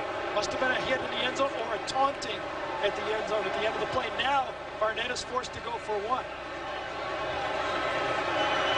The way they're running the ball, I don't blame them for going for 2. Yeah, coach is not happy about this. Here's Flores. Go hit the center. So here comes your 35-yard extra point. You got this one far enough. Good. See, now I like that. You waited on that one. Yeah, I did. I didn't call it. You're right. I was premature on that other one. Same action as the play action pass, but this time, Terod and Rogers do it. First, it went to Graham. Crossing, 3rd down, little pick play. Watch the other guy pick Kelsey right there. Sweeney goes in for it, and Graham just grabs it. Kelsey kind of lands on his own shoulder or hand there. Hey, Gary. Then watch the big guys here, though. Watch the 2 guys. You talked about them. 2 great offensive linemen. Ode gets the kick out. Here comes Rogers around, lays it out, and walking. Why, if Shanley's assigned to Graham, on that pass to Graham, did he blitz from that side? They were doing a zone blitz. Kelsey was replacing them. They were in a zone coverage. They were expecting that crossing route so they wouldn't get picked. Better execution by Colorado. Colorado knew Kelsey was coming back. They nailed it. Oh, yeah, they was dropping back. picked the guy in the middle of the field. It's great coaching by Colorado. Let's check in with Jackaroo. Well, Brent, I'm surrounded by the New York firemen, Ladder Company 24, that were invited here by Gary Barnett. We'll tell you more about it after the kick. Oh, it's great to have him here, Jack. We'll come right back to you after this kickoff. 42 points put on the board by Colorado in the first half. And this time he won't bring it back to Jack. Well, Brian Thomas has decided to be the spokesperson for Ladder Company 24. How did this all happen, Brian? Well, a good friend of ours back in New York, Paul Keto, asked us if we wanted to come out for the game. We've been working like crazy out there in New York, and it was a nice break for some of the guys to come out. Coach Barnett found out we were coming out, got us on the sidelines. You can tell they're New Yorkers. And let me ask you a little bit about watching from the sidelines. You watch on TV all the time. What's the difference? Oh, it's incredible here. The fans are so intense here. They're really into the game. We're having a great time. Great time down there. Brent, they arrived at 1:30 last evening. That was about 30 minutes before last call. And they go back tomorrow. So if the Buffs should win, you're going to party. I think we're going to have a good time in honor of a lot of friends we have back in New York and friends that aren't here anymore. Thanks a lot, Jack. The screen pass, Thomas in the middle. He breaks free. Foot race now for the end zone. Only one man with an angle on him. Out of bounds at the 1-yard line. Robbie Robinson had the angle, stayed with him. He was the only man who could stop Thomas. That, folks, is a 78-yard gain, and Nebraska not backing away. Thomas goes in motion. Watch, this ball gets deflected, I believe. Isn't that what happened right at it? Watch, it gets tipped. Good concentration, and everybody's downfield. Look at those knockdowns. Thomas goes downfield. He's got a personal protector in front of him, but Robinson saves the day. For the meantime. Now Nebraska, they load up. Freewald is in there. Battles touchdown. Diedrich scores for Nebraska. What did I tell you about the Flutie game? What day was it played on? Day after Thanksgiving. Yes, sir, my friend. And here we go again. You're begging for another one, aren't you? Yes, sir. I'm begging. I'm begging. I don't get enough airtime on the ESPN Classic. Wow, I'm begging. here it is. Isolation play, lead blockers, got 2 big fullbacks in front of you. Diedrich with 3 guys in front of him falls forward and reaches across. And Nebraska, 23 points if they put one of this through in the first half. This time, Josh Brown makes it, Kevin. How about that? I think if Frank Solich knew he was going to score 23 points in the first half, he'd have taken it. No way he dreams he gives up 42. So Diedrich, who battled into the end zone for that score, and Jackaroo, we got one brewing here, my friend. Boy, Brent Dewey. And you know, part of our weekly action on the sidelines is the old You Don't Know Jack. You log on to abc.com, as Jeff from Lincoln, Nebraska did, and he wants to know a little bit about the history of the Colorado Buffalo named Ralphie.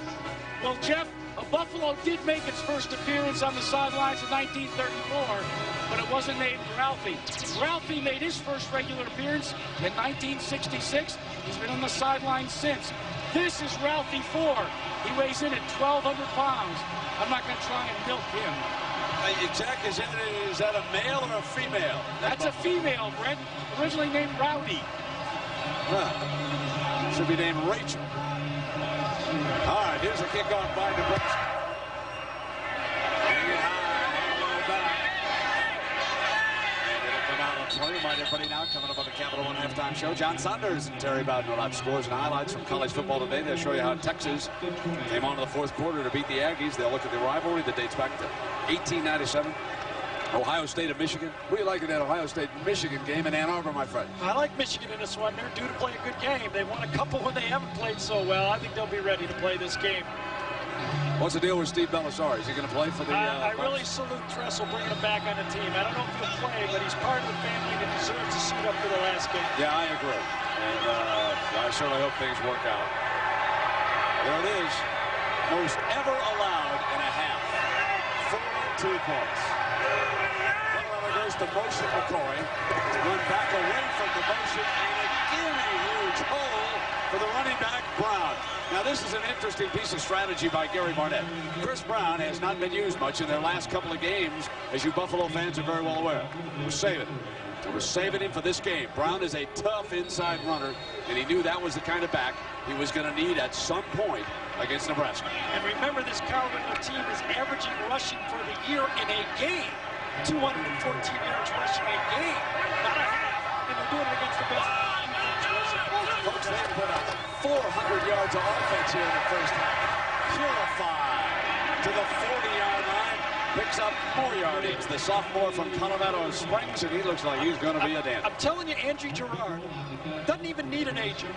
They just put on this tape, mail it to all the NFL teams, and watch him block. He has just been putting on a clinic of opening holes, pulling, pass blocking, and everything. Barnett said that Gerard would be the first guard selected in the NFL draft. Folks, he's number 65, 6'4", 320. And he can flat move. And look at that pancake. There he is right there. There's Gerard, 65, getting up for the pancake. And he handled Mr. Kelsey that time with a penalty flag. Thrown back there at the 45-yard line. And there he is, number 65, Gerard, as they sort out the situation. So along with Gerard, his running mate right next to him is Rogers. He's number 71. Now, he will not be the first tackle. He could go in the first round. The first After tackle. the play it ended, personal foul on the offense. 15-yard penalty. That's twice we've had personal foul. Yes, and this is again, Colorado has to stay within their game. It's a long football game. The penalty was not on Gerard, I don't believe. No, I don't think so either. No, it was downfield. And I'm telling you right now, Nebraska gets this ball back again. Right now, I feel they can score again. So let's watch Gerard and Rogers now as they come out. I want to say that McKinney down in Miami, folks. Yeah, he's the He will be the #1 tackle selected in the draft. Great job. Look at this now. Here they are. Wayne Lucero, too, the center, is doing an outstanding job in the first half. Now you put Graham next to those two big hulks. Now you got clear down the one. They both pull. They leave Purify. And Rogers may have run by his man that time. He looked back like, dang it, I should have picked him up. But he was intent on getting downfield to throw a block, and he may have missed the man that could have opened the way had Rogers picked him off that time. Yeah, Vitrell did a nice job of running inside the big guy. That's the one advantage you have as a linebacker. You can cut inside those big guys that are pulling around the outside. Watch number 9. He reads the big guy, Purify doesn't do a great job of setting up and helping that big guy, that's a tough block for him. Yeah, it is a tough block. He's getting outside with all that exactly. weight. And that's his job, too. Yeah. That's his job to get outside. Nice job by Mark Madrell. Let's check in with Jackaroo. Jack. Brett, this is a traditional Thanksgiving weekend game, so both teams have to enjoy Thanksgiving dinner. Last year was the Colorado Buffaloes with a weather delay that found themselves still here in Boulder when dinner was supposed to be served at their restaurant at the hotel where they were staying in Lincoln. So what does a head coach like Gary Barnett do? He dials up a local fast food hamburger chain, says, "Hi, I'm Gary Barnett. I need 100 cheeseburgers. I need some French fries, and, oh, yeah, some milkshakes." Barnett went down there on his own, gathered them up. And Thanksgiving dinner last year for the Buffaloes was Thanksgiving burgers. This year, though, Gary Barnett invited the families and the players together, and they enjoyed more traditional turkey yesterday. All right, Jack, thank you. Now, minute on the clock, and it's 4th down. Gary Barnett brought that special team over because you just know that Nebraska in this situation could be storming up there at the line of scrimmage and coming after Maricel. Gross, the return man, is back. We've got 1 minute left on the clock in this half, and haven't we seen kicking games turn around a lot of football games this year? Trying to get it Maricel. He gets it off. The Gunners are coming down. It takes a beautiful Colorado hop and out of bounds. Gross did not move up on it. Crouch with 53 seconds here, Gary. No timeouts left, but a field goal would be huge. We're making a 16-point game, I believe. Yeah, 16-point game. Look at the last 3 times. Eric Crouch throwing the ball better now. 139 yards passing in the half.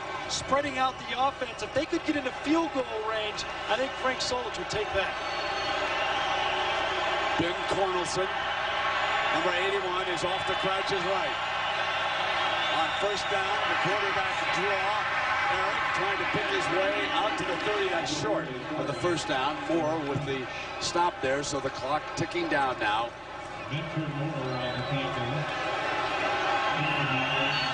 Crouch quickly up. They're still 70 yards away.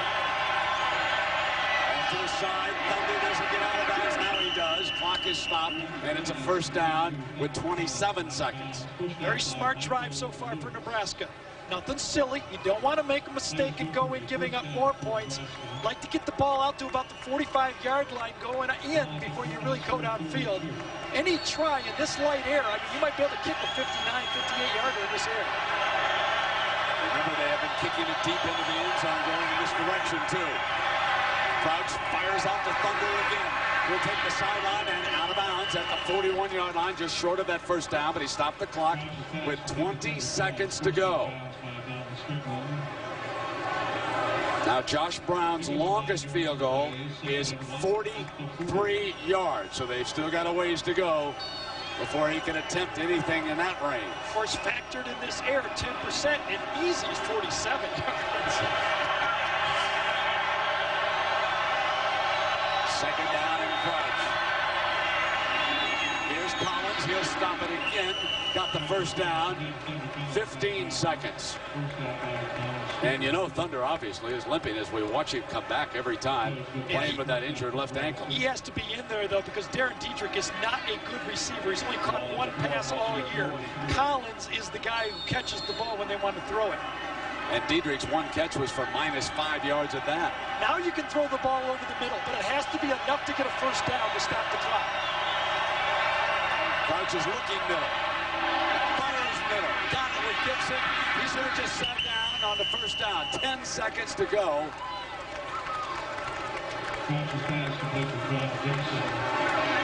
Not bad, though. Still got the ball in positive territory. Probably have a chance for 1 more play before the field goal try. Final seconds ticking away. Crouch has got to hurry. This looks like the last play of the half. Diving grab, and time runs out. I thought Gibson got out of bounds the play before. I didn't think so. Yeah, the play before. Oh, the play That's before. when the clock stopped. Ah. It didn't stop. Well, we had the timer from Michigan State, and he let her roll, baby. So it's 42-23. Let's check in with Jackaroo. Jack.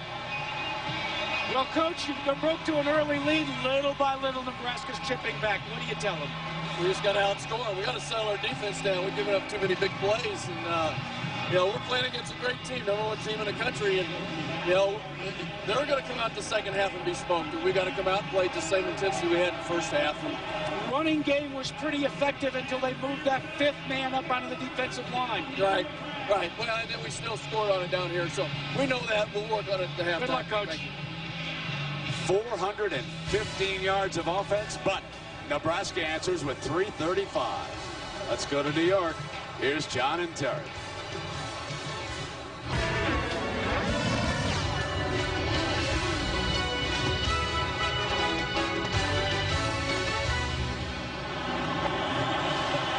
Most points scored against Nebraska in any half.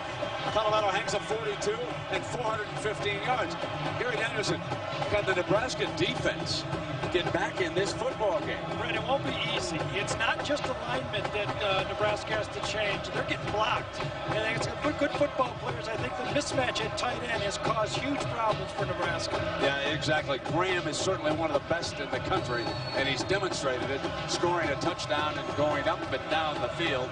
Colorado will get the ball to start the second half, and they'll bring it out on the 20-yard line.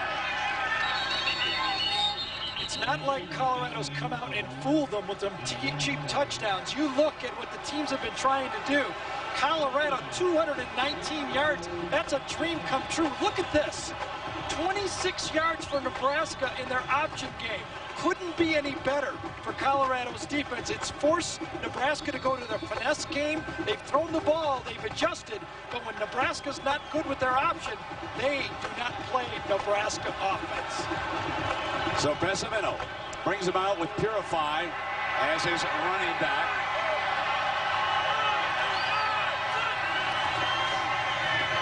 And he is hit right away. John Clanton, the nose man, across, and we are joined, as I promised you, by Oklahoma head coach Bob Stoops, and tomorrow has a big one against Oklahoma State at home. Coach, how shocked are you that Colorado's hung a 42 on Nebraska in the first half? Well, I tell you, it's great offensive execution. It's been impressive to watch. Colorado really executing well, and Nebraska came back and executed some very good plays, too, by the end of the half. Well, stick right with us, Coach, as we talk to you here between snaps. Pesavino brings him up to the line.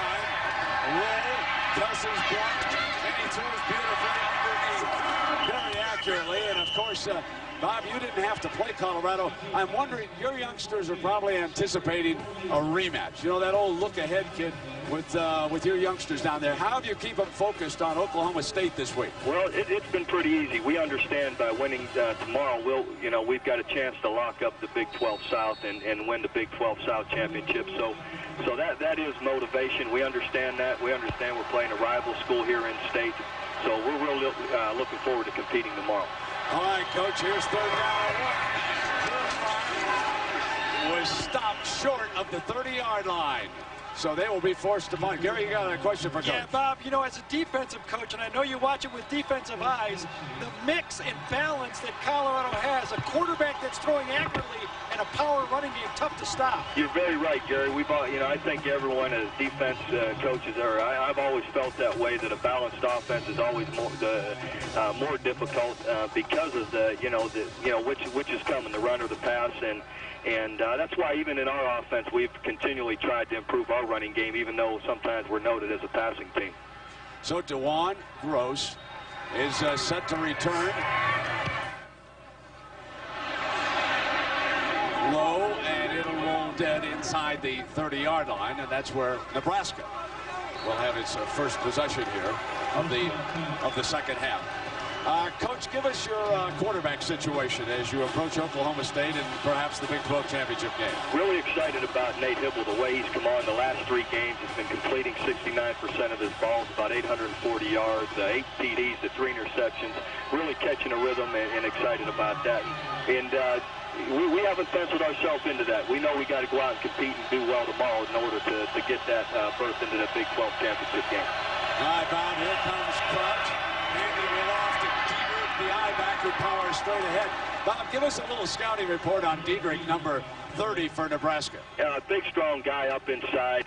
You know, when you defend Nebraska, they're as much finesse as they are power. They really have a number of complicated blocking schemes that you continually have to read out and get in proper position. Then you have to be physical enough to complete the play by tackling them once you get them in the hole. All right, here's second down and short after that 9-yard burst. Crouch with a little change-up at the line of scrimmage. Diedrich picks his way for the first down. Bob, what do you try to do against Eric Crouch when you're setting a defense to take him on? Well, your safeties, your cornerbacks have to be involved with linebackers, and again, getting in position with their blocking schemes. They try and out-gap you and out-position you in their blocking schemes, and he knows how to read them, and you have to read them with them and get your secondary people to fill those holes as he's looking for them and read out their blocking schemes. So here's first down for Crouch and Nebraska, just beyond the 40-yard line. Crouch is going to pull back and look to the middle. Got it through behind him. Gibson incomplete. How do you evaluate Crouch as a passer, Bob? Well, he's very capable. He does very well with his play action and boot passes. And, you know, I felt all year he's been better than he has been, you know, in the previous couple of years. And he may be struggling just a little bit here today. But overall, he's very effective and you know, capable of hurting you with the pass. I guess I shouldn't ask you about his talents as a receiver, huh? Yeah, that's right. He does a good job getting open and running with it once he has it. Second down now for Crouch and Nebraska. He's back in the shotgun. Quarterback draw. He's got an alley on the left side. First down.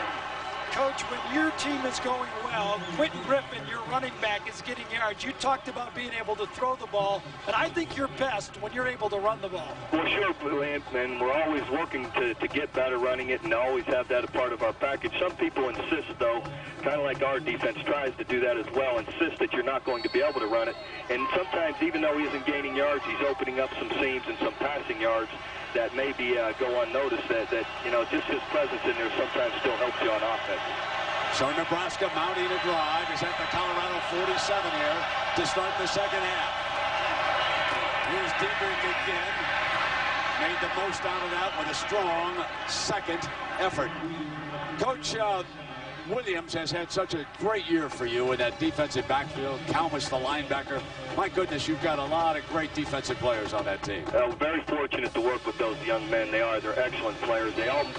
Rocky and Roy particularly have made some big plays in big games to make a difference. And Roy, in particular, the plays he's made against Texas and on down the road, you know, that have helped define our season.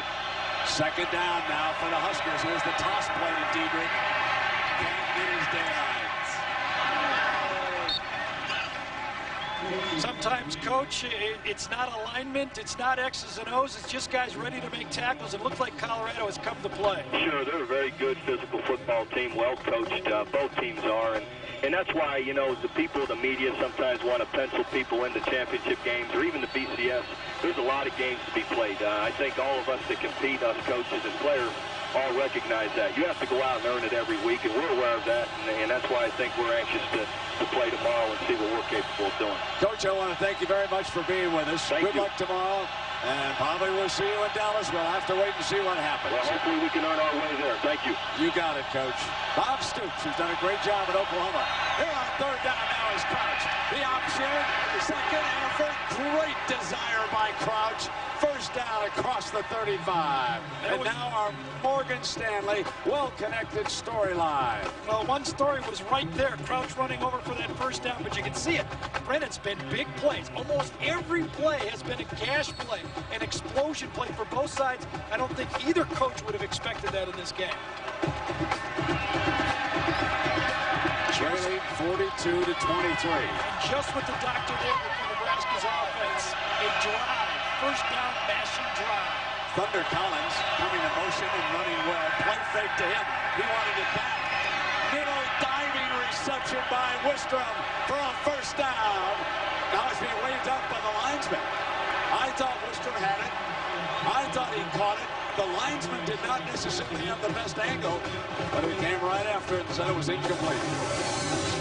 Coming across, this is Wistrom. Over here, it's bootleg action away and a throwback to Wistrom.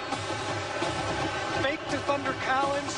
Throwback. Wistrom does not look healthy. The ball is low, and you really can't tell if he got his elbows and hands under the ball, but very, very close. Second down and 10. Thunder Collins broke wide open off that fake over to the left side. Here's a quarterback draw, left side. Cogs, 20, 15, out of bounds, inside, and at the 10-yard line. First down. And that's a quarterback that doesn't go out of bounds easily, does he? This is a game for getting into the Big 12 championship. A chance to win the national championship. It was the quarterback tray. Counter right here. Watch these two guys pull this way. He lines it up. Tailback offense right there. Counter tray with a running back quarterback. I don't have time to stay with that guard. And look at that. I ain't going out of bounds. No way. Here's your first and goal after the 25-yard run. So Eric Crouch now starting to put some numbers up on the board. Collins coming out against Deaver, and he's hit in the backfield for a loss by Sean Tufts. You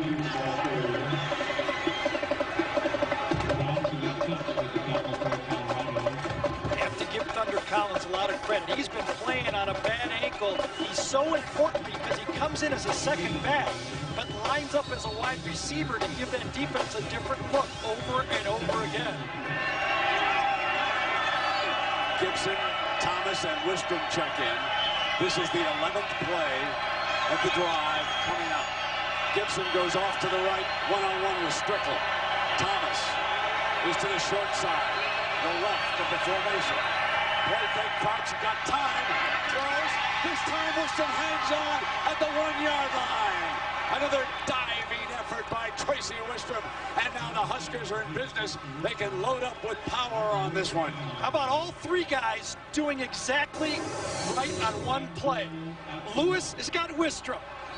Look at this throw. Look at this coverage. And then watch this catch. Three guys doing exactly the way the coach wanted them to do it. Diedrich is lined up behind the two fullbacks. Davies and Greenwald. It's the power out. It's Davies down on 10. The ball.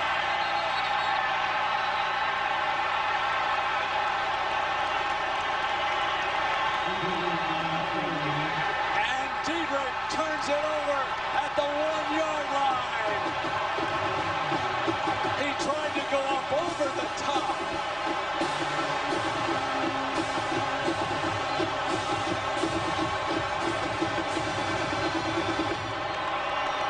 He has fumbled twice today.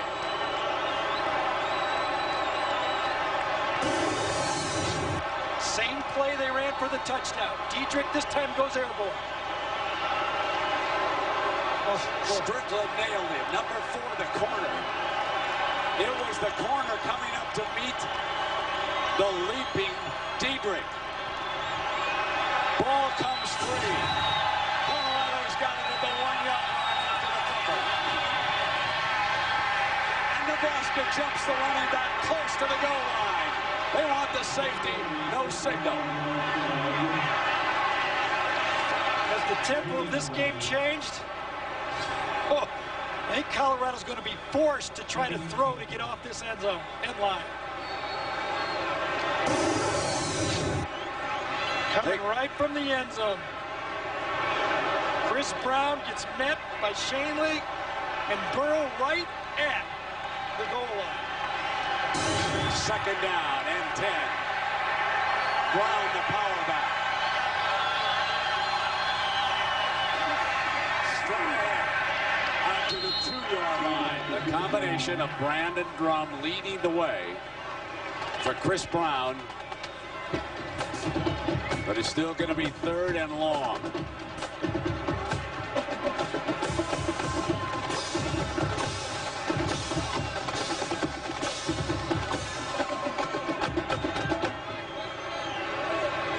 Clock cannot move fast enough for that man. Yeah, and it can't move slowly enough for Solich. Right, it must have taken 15 seconds there just for everybody to unwind from that time.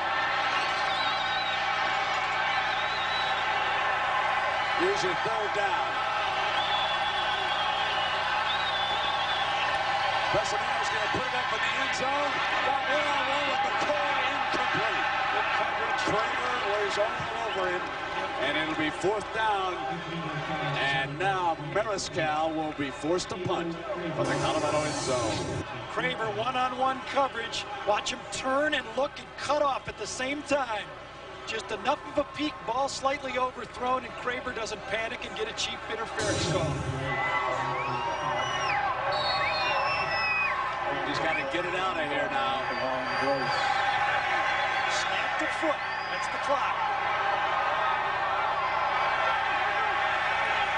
Now Colorado did not have 11 men on. Now they get McCoy out as one of the gunners late.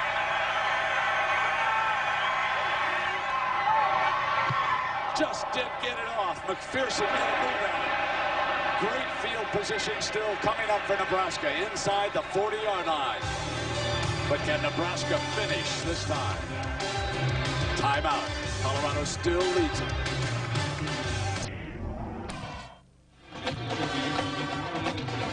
Heartbreak for the young runner from Canada. Turned it over a couple of times. Both times, Thunder Collins has replaced him at I-back. And number 1 is lined up there now. Crouch, the quarterback. 39 yards away. Here's Collins. Thunders to the middle. Out to the 30-yard line.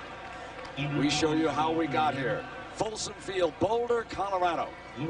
On an overcast Friday afternoon. They drove to the right. And Strickland hit Diedrich, who was diving up over the top. And Fluellen, DeAndre Fluellen, a sophomore from Houston, makes the recovery. A very highly recruited defensive lineman. 2nd down. Thunder Collins with a corner. 1st down. 20. Out of bounds inside the red zone. Here they come again, the Big Red. One thing, if they can put it into the end zone, the only benefit for Colorado has been that they've been able to take some time off the clock, but it's only the 3rd quarter. This game is still in doubt, and we saw what happened. What was it? Last time here, 27-3, only the lead was the other direction. At the conclusion of the game, we'll select a Chevrolet player of the game from each team, and Chevrolet makes a $1,000 contribution to each university's general scholarship fund. 1st down and 10. Davies picks his way to fullback inside the 15-yard line. The only thing that matters in this football game now, as far as numbers are concerned, would be Nebraska's ability or inability to score points.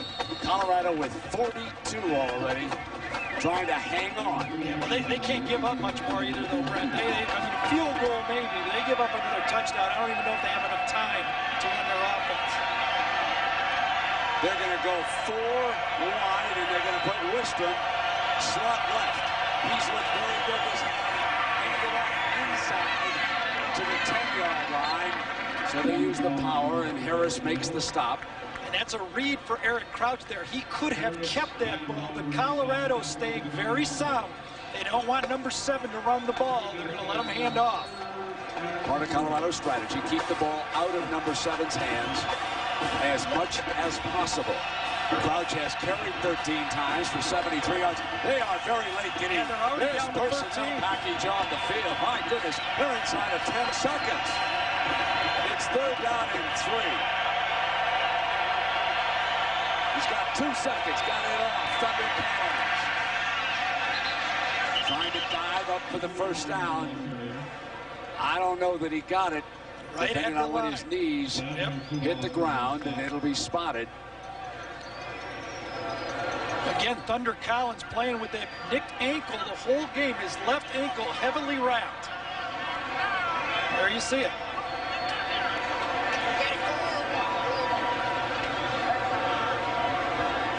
Officials timeout for measurement.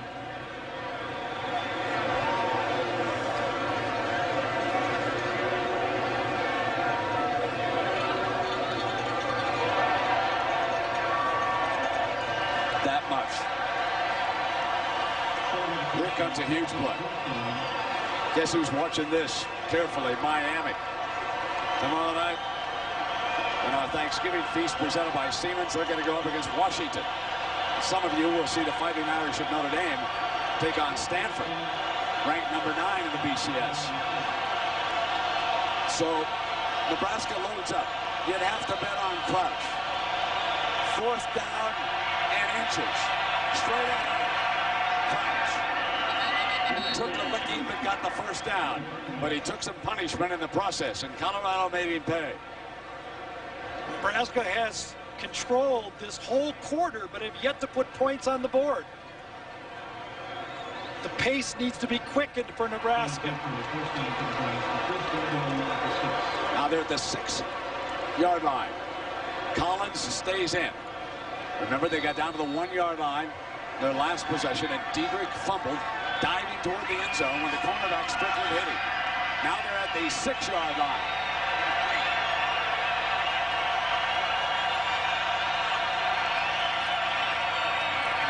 Here's Crouch, turns end zone, got it!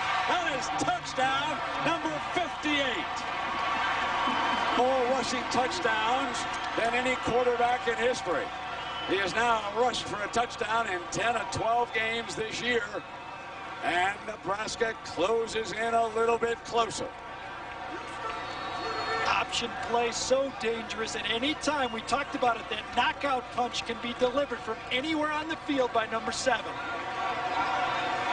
And here is Josh Brown nailing the extra point. 12-point game, plenty of time to go. Tracy Wistrom gets a nice block on Lewis. Number 87 right there. Blocks down for just a count and gets on Lewis right there. Stays with him, stays with him, stays with him, and that's enough for Crouch to get the end zone. Big Red is within 12. Can Colorado hang on? Timeout. Because of a personal foul after the extra point, Nebraska is backed up. They'll kick off with the 20. As our Thanksgiving feast presented by Siemens continues with Colorado leading Nebraska 42-30. So the return men move up to the 20-yard line, and a great kick on there. They drive him back to the 9. Colorado to the middle. Dances outside. He's quick. A penalty flag is thrown. Probably an illegal block in the back. Holding on Ricketts, the corner from Nebraska, who had contained. There was holding there.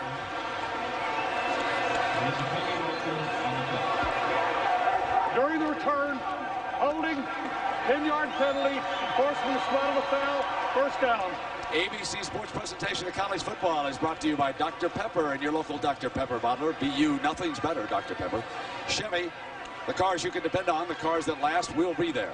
Sears, only Sears has the brands you want at the price you need. Sears, where else? And original Coors. Nothing beats an original. We're in the land of Coors here in the Rocky Mountains, the great Rocky Mountains. Up the front, they had snow up at Vail last night. The skiers are happy. I'm sure some of them are coming in off the slopes, sitting down, seeing this score. They're shocked. Colorado scored 42 in the first half. Most points scored in any half ever against the Big Red. And now the Buffaloes settle in. Pescadero, they've been 3 and out twice. Kelsey got him, incomplete. And Kelsey had chased him inside the 5. 57 makes an appearance here in the second half, and let us check in with Jack. Well, as you guys have been saying upstairs, the time is clicking down for the Nebraska Cornhuskers. On the Colorado side offensively, what they want to do is see a quicker break out of the huddle. They want more time on the play clock so Bobby Pescadero can make some calls and some judgments at the line depending on what type of defense he sees. What they told Pescadero is they want more tempo. Run the clock down, but more tempo at the line. Cormier in as a wide receiver. Is eaten up inside the 15-yard line by Mark Vedral. A different Nebraska defense, folks, has shown up this half. Where were these guys earlier? Vedral that time again comes in with his speed. Kelsey took the play on him that time, though, Brent. Bounced it outside, and then the speed can run. Coming this way, it's a little bit of counteraction, but watch Kelsey take on the pulling guard. He takes it on, and then the bounce out. That allows the speed of the Nebraska linebackers to make the play. Instead of getting gashed up the front, up the middle, they're forcing that run wide. Ricketts checks in a nickel package. Third down and long.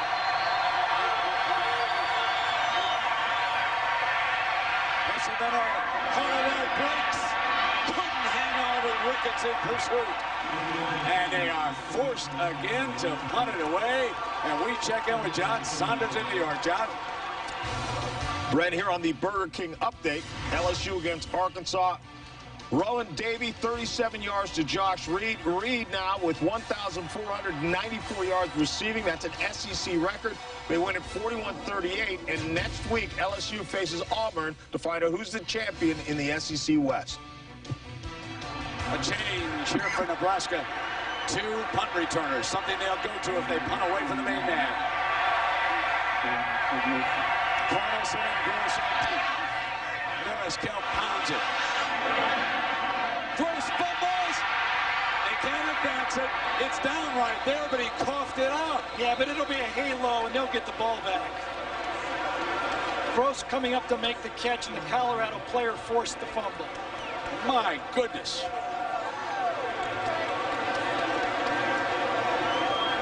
So here will be the announcement. Interference with the opportunity to catch the kick on the kicking team. Non-contact foul. 5-yard penalty. First down. You can see the defender right there, clearly within the 2-yard halo. No question. So it will be Nebraska's football. Timeout. Gary, total domination by Nebraska so far this quarter. It really has 3 3-and-outs. The offense for Colorado must continue to go because Nebraska's offense is rolling. Tucker Collins stays in. And he reaches the 37 in our Pacific Life game summary. And Eric Crouch has reached another milestone. He now has 1,034 yards rushing this season. He is only the 13th Division I quarterback to rush and pass for 1,000 yards in a single season. And he has scored again today. That is 58th career rushing touchdown. And Eric Crouch trying to keep this drive going. Nebraska down 12 points. Well defended that time. Let's go to Jack Luke.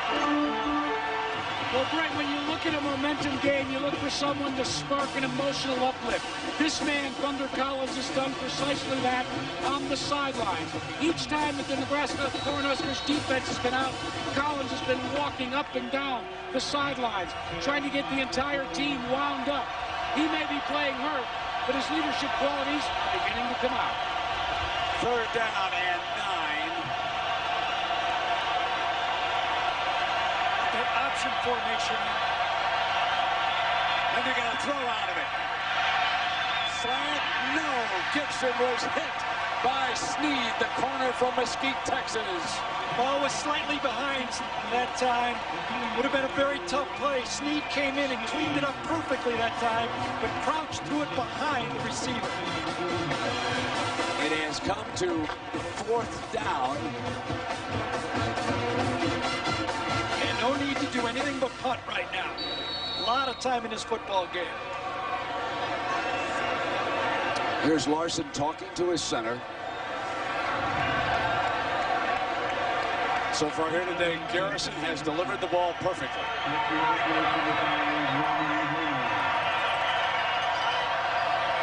As he does again.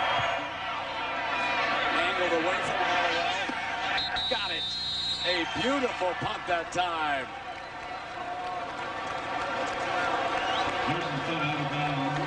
Well, Sunday night, Brian Urlacher and the Chicago Bears will need to tame NFC Central rival Minnesota to remain atop the division. Sunday night football, 8:30 Eastern on ESPN. For more information, log on to ESPN.com. Bears and the Vikings. Chicago on the comeback this year. Surprised a whole lot of folks, haven't they? As Colorado has shocked everybody here today, but they're under fire now. Remember what Gary told you.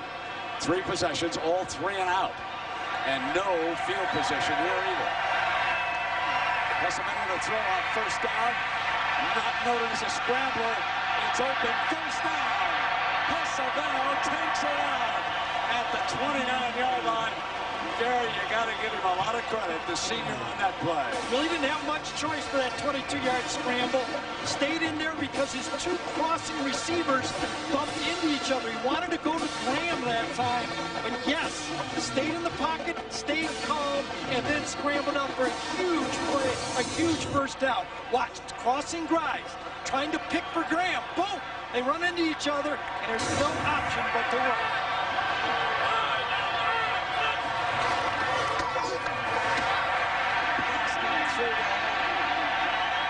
Chris Brown, the power back for Colorado, and another first down, and here they come again. 4 different tailbacks in their career have run over 100 yards in a single game. Chris Brown did it against Colorado State, 21 carries, 121 yards, and he has come through as that change-up back because Johnson has been injured. Purify in as the running back. He's behind Pesavento. The motion fullback. Here's Purify with a middle again to the 40-yard line before Shanley makes the stop. 18 more yards, and let's go back to what Terry Bowden said at the intermission. Where are the safeties? Where are the safeties? Where are the defensive linemen? They run right up the middle right here. Safeties. Here's a safety back here. Here's a safety back there. Look at that gash. That's a gash against that defensive line. First down at the 41-yard line. Brown back in as running back.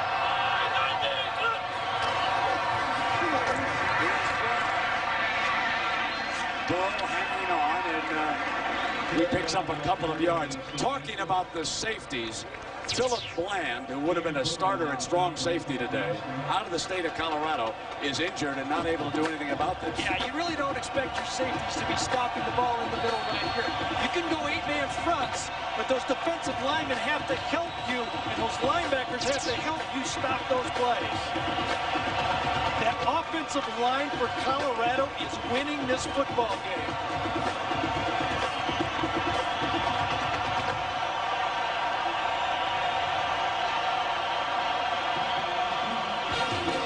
Fourth quarter belongs to who? Colorado or Nebraska? Back with it after this message and a word from our ABC stations.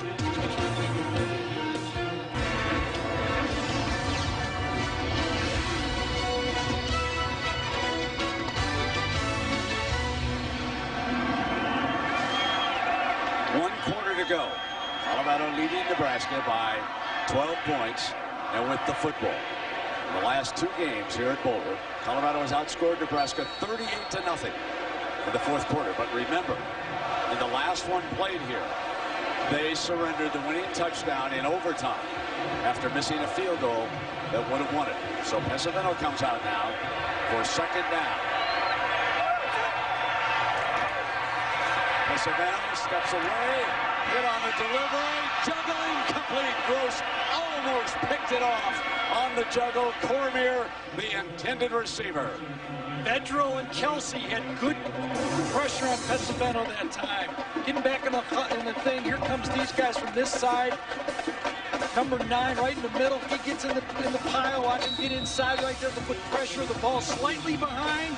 And that one by Gross could have been picked up. They are taking Booker out in third down situations. The safety is the 4th leading tackler, who has only 1 stop today, has been coming out. Here it is now, third down. Pesavento in trouble. Neatly steps away. There's open man, incomplete. Oh, he had Brunson wide open.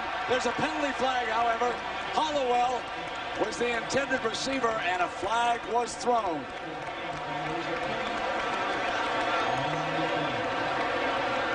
I think he might have been trying to go to Matt Brunson, number 15, and he badly overthrew it. Pass interference on the defense. Maximum penalty is 15 yards from the previous spot. Automatic first down. Hollowell was the guy who got held trying to come back for that ball. Pesavento waved to Brunson that he was open. Let it run right here. Pesavento gets pressure, and when he comes out, I think he's trying to go to the guy who fell down on the play. Right here is who I think he's trying to go to the ball to. That's Brunson. He badly overthrows it to him, to a wideout guy. The ball sails, but way back here is where the holding play goes. Wow. Not even throwing the ball, and they get an interference call. And we've got Lucier, the center, injured at the 45-yard line, number 78, the transfer from Northwestern. And he has played a whale of a football game, along with Rogers, Gerard, Page, and Bates in that offensive line. And Brent, a little hidden stat about success for a team. They've had the same 5 starters for every game this year for Colorado. Now Gerard, number 65, the big guard, has played center in the past. Looks like they're going to come in with Ryan Gray. Now Schlechter also had to come off with an injury. Now they have Booker lined up at a cornerback, Nebraska, and he's going to chase the fullback. On first down, he ran right straight ahead with Brown, and Booker trying to hang on. And he made more yards. Booker couldn't bring him down. He's inside the 10-yard line. That's 15 yards. Again, that blocking on the offensive line. Look at this gas play again, coming right at you. Get a sprint, run right through. Look at that. This is against Nebraska. You don't even see anybody in the picture here till this. Chris Brown gets into the secondary, and Booker, who's playing man-to-man coverage, comes in and has to hold on for dear life. Brown comes in at nose tackle for Nebraska. They motion that fullback again to keep Booker on the run. Purify on cutback. And he slipped through close to the 5-yard line. That was Shanley trying to bring him down. What we have seen is that the Big Red defenders have been unable to make the stop with the first hit. And Colorado slipping very close to that 5-yard line. It'll be second down. Now remember what Coach Barnett told us. We want to try to tire them down in the fourth quarter. We're playing at altitude. It's a very emotional game. We want to wear away at it. Brown in the backfield. Play fake Pesavano. He's played a whale of a game. He threw this one away. Penalty again in the end zone. It's on Gross, I believe. Gross and Hollowell are checked out. It was Gross and Brunson, I think, were locked up in the end zone. The ball was thrown away, but it might have been a holding call on the play. Holding on the defense on an eligible receiver before the pass is thrown. Penalty is half the distance to the goal line. Automatic first down. Ryan Bingham checks into the goal line. When you can run the ball, watch these offensive linemen go this way. Slow one way, little play action pass, get it into the end zone. And he just had to throw it away. There was no one open right there, but they called the holding into the end zone, and it was pretty obvious. Bobby Pesavento has played a whale of a football game. Has not made the big mental mistake. Has stepped away from trouble. Has thrown the ball accurately. Toward the end zone, and he was just short of it. It'll be down to the 1-yard line. It'll be second down and goal. He slipped on that one, or he could have scored easily. Nice 1-2 combination with Purify and Brown. Great game plan from Gary Barnett to keep 2 big, healthy backs to go north and south against this Nebraska team. No one has ever tried it. No one has thrown this type of a game plan against Nebraska all year. You think that they wouldn't want to saddle up behind Rogers and Gerard here for a second and goal? Number 71 and 65.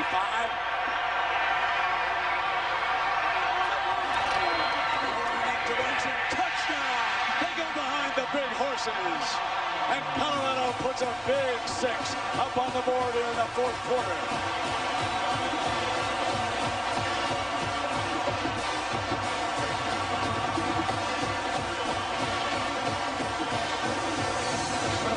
Down block, and then they're going to bring Gerard around. Same play that they scored on earlier in this football game. Block down, and bring the big guy. That's good power football. Here's Flores now for the Houston. Nails it. And so today, Chris Brown, the transfer from Northwestern, has scored 4 touchdowns. Timeout. Folsom Field, and look at the elevation, folks. 5,300 feet right now, and it could be wearing a little bit. This is a key play when Dietrich tried to get over the top from the 1-yard line. He fumbled. Nebraska was dominating.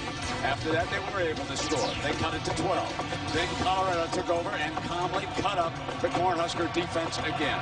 For the day, 494 yards of offense. 494 for the Buffaloes. Standing back, deep is Josh Davis.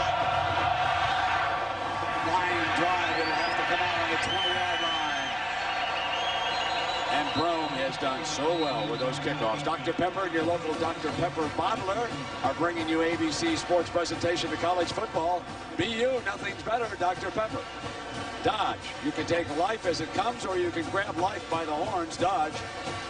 Beechwood Aged Budweiser with the crisp, clean, and refreshing taste, known only the king of beers, and Circuit City. We know how you feel. That's why we're here. Circuit City, we're with you. Nebraska will start having to get in and out of the huddle quicker now. Down 19 points. They need 2 touchdowns. Penalty flag is thrown. Illegal substitution on the offensive team. Breaking the sideline huddle with 12 players. 5-yard penalty. I thought I saw the substitution come on the sidelines with their package, but they must have broken out of that huddle with too many. Everybody does it. There are 12 or 13 people in the huddle, but if you take a step towards the field, you make a call. First down at 15. Crouch. Thunder Collins on a screen to the 21-yard line. And a pickup of 2 after all of that, huh? Nebraska needs to get into a hurry-up mode. They can't allow now for these 10 and 12 seconds between each play, standing around figuring out what play. They need 2 touchdowns. They need 2 extra points, going probably for 2 both times.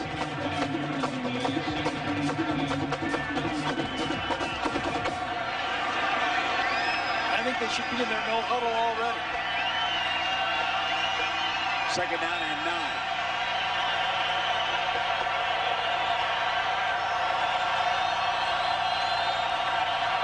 Crouch looking for Gibson, and he went down. Incomplete. The coach is on the Nebraska sideline. Wanted interference. Gibson went down. He was the intended receiver. And he caught his legs, I believe, with Strickland that time. I think it was Strickland. Both guys are limping on the play. He's running a post corner coming in and out. Gibson, number 8, comes inside, trails Thomas, and as he comes back out, kind of just blows a tire. I don't know if he tripped over anybody.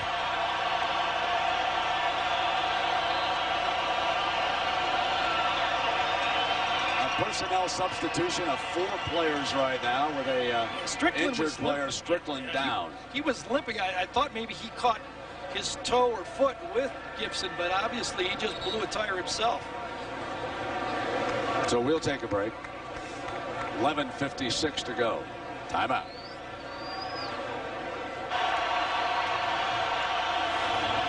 ABC Sports Thanksgiving Feast, presented by Siemens, continues from Boulder, Colorado, for the Buffaloes, upsetting the top-ranked team in the BCS standings. 3rd down and 10. Crouch to the middle. Penalty flag. First down, but there is a penalty flag on the play. From the linesman's call, it's usually holding on the end man on the line of scrimmage. I think Justin Bannon, number 97, got held on that play. Bannon, who they wanted 10 plays from, is still in there in the 4th quarter of the football game.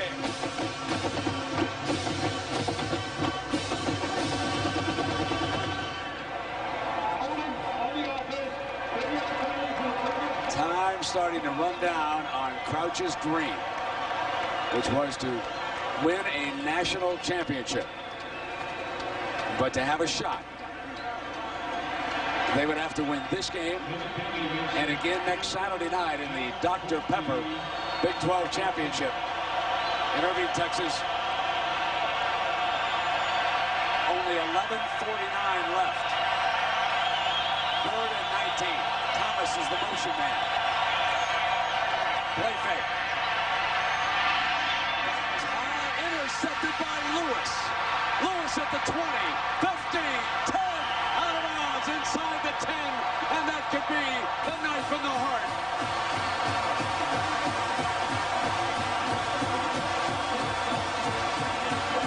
Nebraska was forced to gamble. 3rd and long. They had to go for the first down. Throwing into the teeth of the zone. Very, very difficult for this offense to do. I think this is Lewis right here. We're going to get a crossing route and watch him watch the quarterback on the play. Lewis playing safety. He stays back, and he sees that crossing route right there, and he watches the quarterback and cuts across to make the play. Emotional, a leader, and smart. Great combination. Chris Brown in as running back.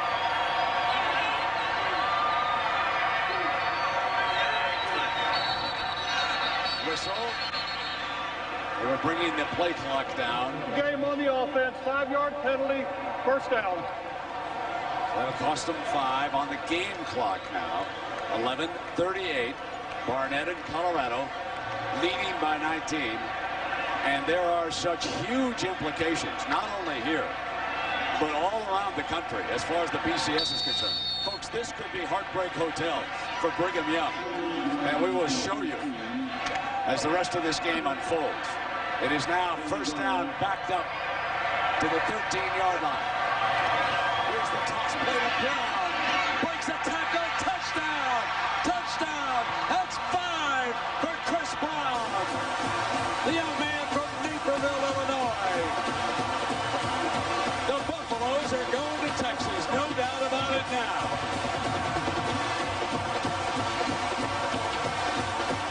The big back. They've got 4 of them, but 5 touchdown passes, 5 running touchdowns from Chris Brown in a football game, and putting over 300 yards rushing on this football team, Nebraska, today. So Chris Brown goes for the record. 5 touchdowns, and they will go for 2. The number sequence says you go for 2. And it's intercepted, live ball. Booker will be thrown down in the end zone by Graham. And that is the first horrendous pass that Pesavento has thrown all day long, but they will take it because Colorado still leads it 55-30. Chris Brown ran right through Jeremy Schleck, the number 56 this time. Takes the toss. Big number 56 is right there. The nose tackle runs right through the nose tackle to score a touchdown.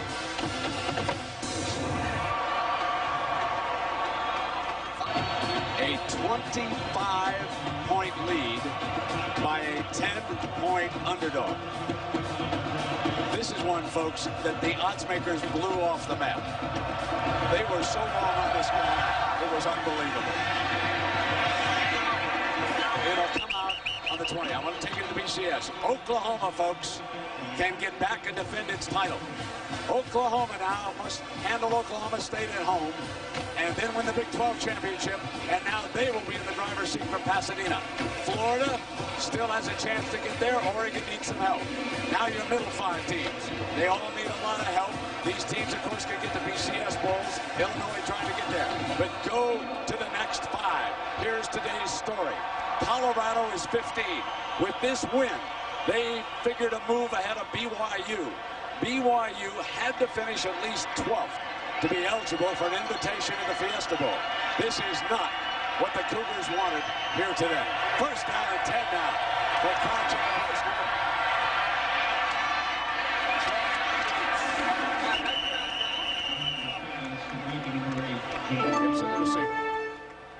Shotgun formation, down this many points, still not in a hurry-up mode, not a no-huddle mode, but they're in a little bit of a hurry-up mode.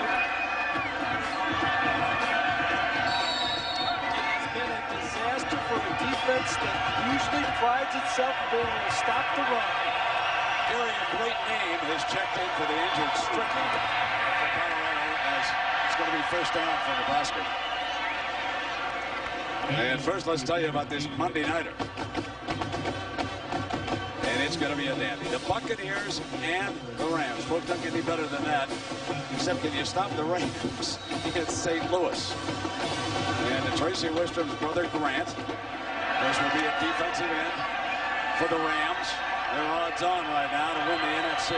Terrence Wood, 23, goes to the right side of the defense. He's the young man. Crouch trying to get at him. Deflected, incomplete. And Thomas had a blanket thrown on him by Wood, number 23. And folks, Terrence Wood is the grandson of one of the greatest NFL defensive backs ever. Willie Wood played on the first two Super Bowl championship teams with the Green Bay Packers. What a heritage. And here is young Terrence now in for the injured Strickland at corner.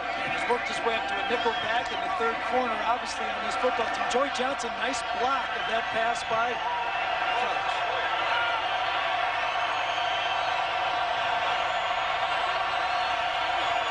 Second down. High and incomplete. Cornels of the target, and now it's time for our Pacific Life game summary. It's been a couple of fumbles, turnovers it cost. It started out the second half, Nebraska trying to get in this football game. But then, this one a little later, last gasp, 3rd and 20, and then set up the last touchdown by Chris Brown, his 5th of the game, Brett. Never thought I'd say that. Especially against the Big Red. What a game Pescivento's played. He's our MVP. Gotta give it to him.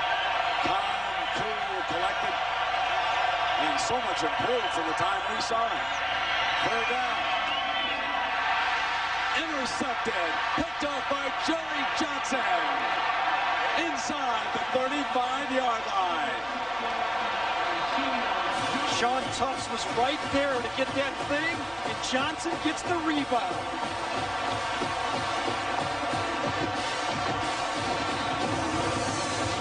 Coming across to Gibson. Gibson says, I think I'm covered on this one. Watch Tufts come in the picture. Right there, charge it loose. Johnson grabs it, and boy, oh boy. 4th turnover of the game for Nebraska. It's hard to believe. 4 turnovers in the game, but that's really not the story of the game. 507 yards of offense. Yes, exactly. I think so. 305 carry, rushing. Most allowed by Nebraska since 1954 against Oklahoma. It's going to be a sad return to Lincoln for Frank Solich and the Cornhuskers tonight. If I could give an MVP to also, I'd give it to that offensive line for Colorado. They were magnificent in this game. Yes, they were. But the leader and the difference has been Pescivento replacing the injured Craig Oaks. Brown, can he get number 6? And we asked Pescivento about his improvement as the Buffalo quarterback. Just getting more developed in this offense and just figuring out, how simple this offense really is, and just finding checkdowns and just taking what the defense gives me. And I think that's what's led to, having a good percentage. I'll tell you one team that'll be paying attention tomorrow. The Sooners of Oklahoma, having watched what happened to Nebraska here today. They know they cannot look beyond to the Big 12 championship game next Saturday night. They've got to tend to business first and then worry about this suddenly dominant Colorado team. Here comes Brown again. Touchdown! 6 touchdowns for Brown.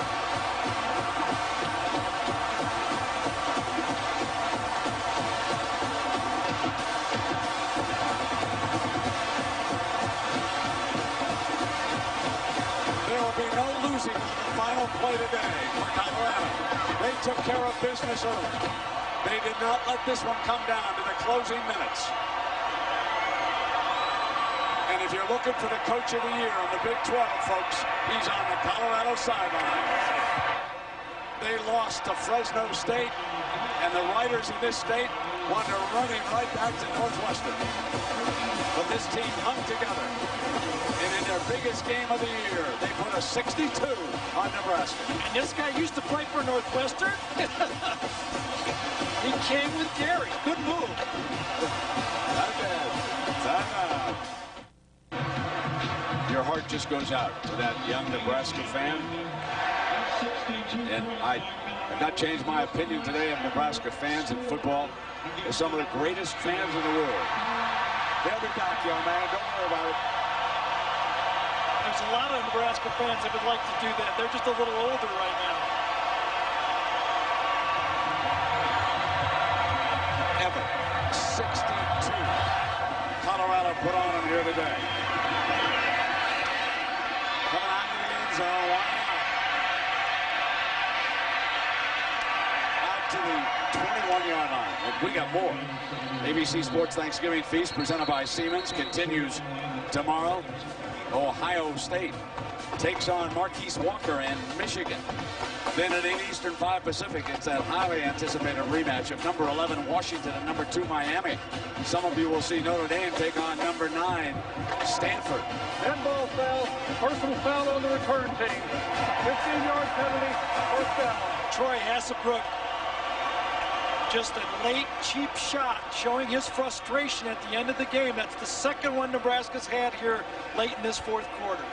What a week this has been for Colorado. Statsman George Hill reminds me that earlier this week, Colorado won its first ever men's NCAA cross-country title. They beat Stanford by 1 point. I believe that was down in Georgia. So congratulations to the cross-country team. And as hard as it is to believe, the Colorado offense actually ran further with it. First down. Interesting way to look at that. Here's Peter. And the Buffaloes swarm all over.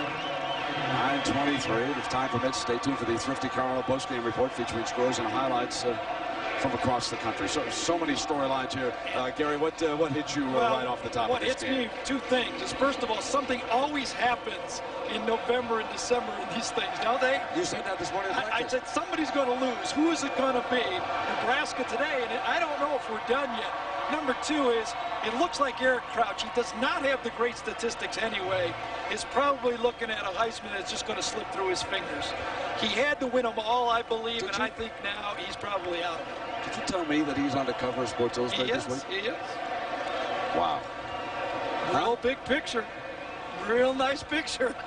Oh, he's such a fine young man. And the injured player is Michael Lewis. Michael Lewis, who's been one of the stars here today, shaken up and helped up.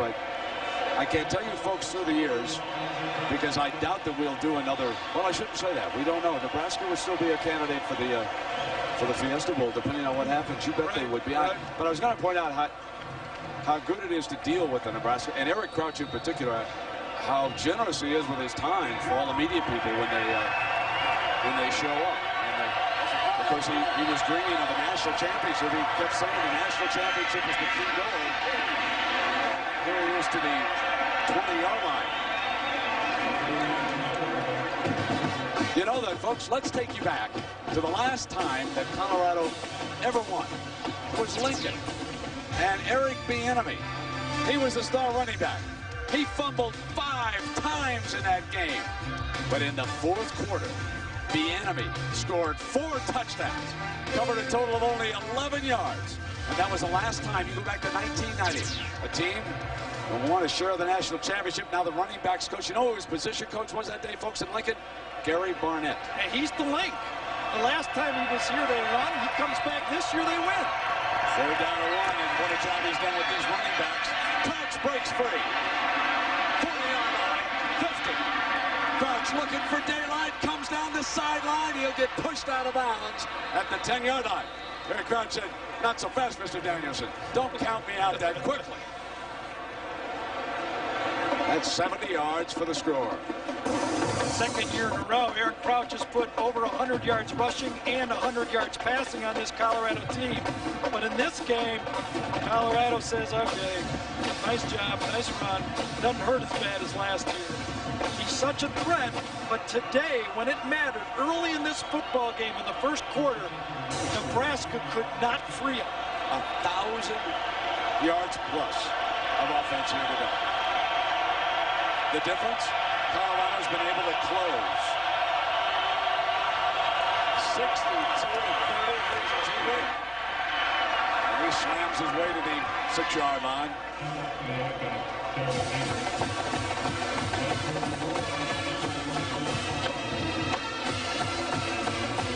There's our elevation. Talked about that Nebraska had to save some fuel for the fourth quarter. Well, it didn't really matter. They didn't really need it. The game was over at almost the start of the fourth quarter when Colorado scored that first touchdown. That really broke the back of this Nebraska team. I think Pesaveno's scramble really changed the game out of the end zone. Option, Crouch, second touchdown of the game. Remember now, he has scored more rushing touchdowns than any quarterback in history. He now has 59. Option left side. You're going to see the lead back. Just go outside. They take the pitch away up here. Goes into the end zone. He doesn't kind of dance around. He just says, lower the shoulder, walk in, Eric Crouch. Going to have to go for 2.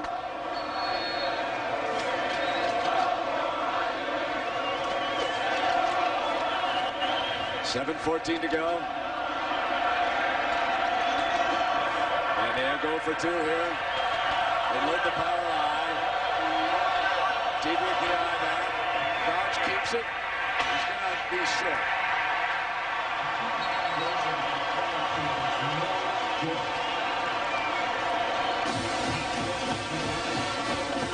$98 put on the scoreboard here today.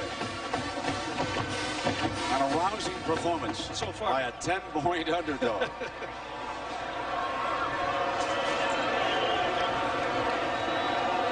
So next Saturday night, you'll see these Buffaloes again in the Dr. Pepper Big 12 Championship. It'll be Colorado against either Oklahoma or Texas.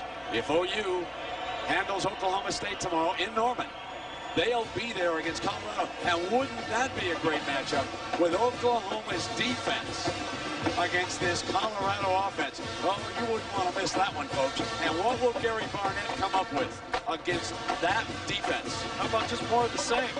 You can run the ball. You can throw the ball to the tight end. You've got a quarterback that is as accurate as Pesaveno has been. I like that against any defense, especially that tight end. If something should happen to Oklahoma, then of course Texas, which came on in the fourth quarter to put away the tough Aggies today, down at Texas A&M, they would be the representative of the South.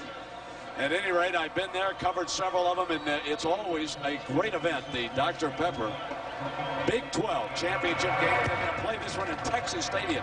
Here's the pooch kick, fielded at the 30-yard line. Well, Gary, here is the Dodge drive summary. Last 3 times you see Colorado, I said they needed to score.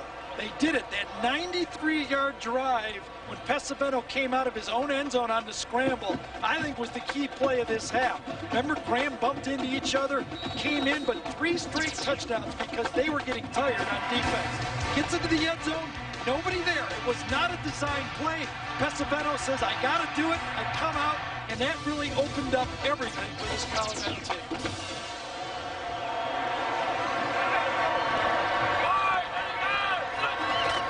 First down and 10. And here's Brown. We check in with Jackaroo. Jack. When you look at Bobby Pesaveno's numbers, 6'5", 230 pounds, you would think that the NFL would be lusting for this young man. But they really don't project him being a real NFL prospect, maybe as a free agent. That has bothered Bobby Pesaveno. And when I talked to him before the start of the game, he said, I've known since I was given the nod as the starting quarterback here that this game was going to be my opportunity to showcase my abilities to NFL scouts. He said, it's the day after Thanksgiving. They don't play until Sunday. There's going to be a lot of people in the NFL watching me today. I think he's proven his point. Absolutely, Jack. 6:25 to go. Here is the top of the hour. It's the running back Brown, who scored 6 times for Colorado.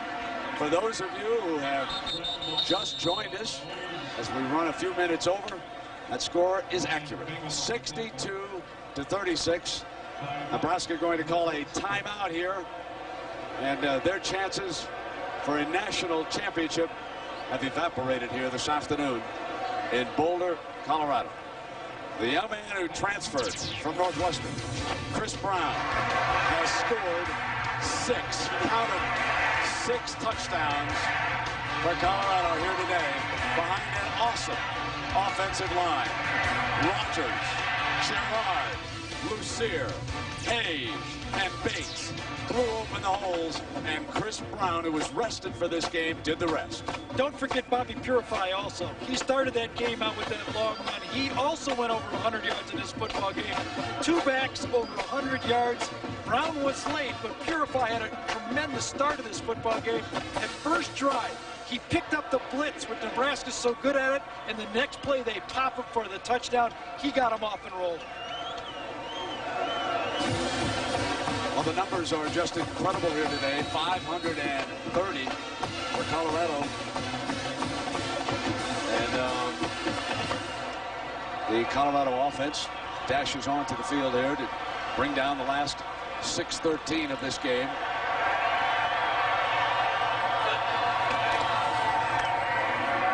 Brown looking for more, folks. Looking for more. There's a late penalty flag thrown by the back judge. Same play that Colorado used on the goal line to score 3 touchdowns. They come with it and they say, listen, they haven't stopped us all day. Let's just pull Gerard around and run Chris Brown behind him. This is Barnett's 3rd year at Colorado. In year 4 at Northwestern, the Wildcats rose from the ashes and went to the Rose Bowl. He came in here and said, return to dominance. Was still in bounds when he was hit there, Smart. There's no personal foul for a hit out of bounds. Disregard the flag. But a year ago, Colorado had bitten off a schedule that was too tough for Barnett.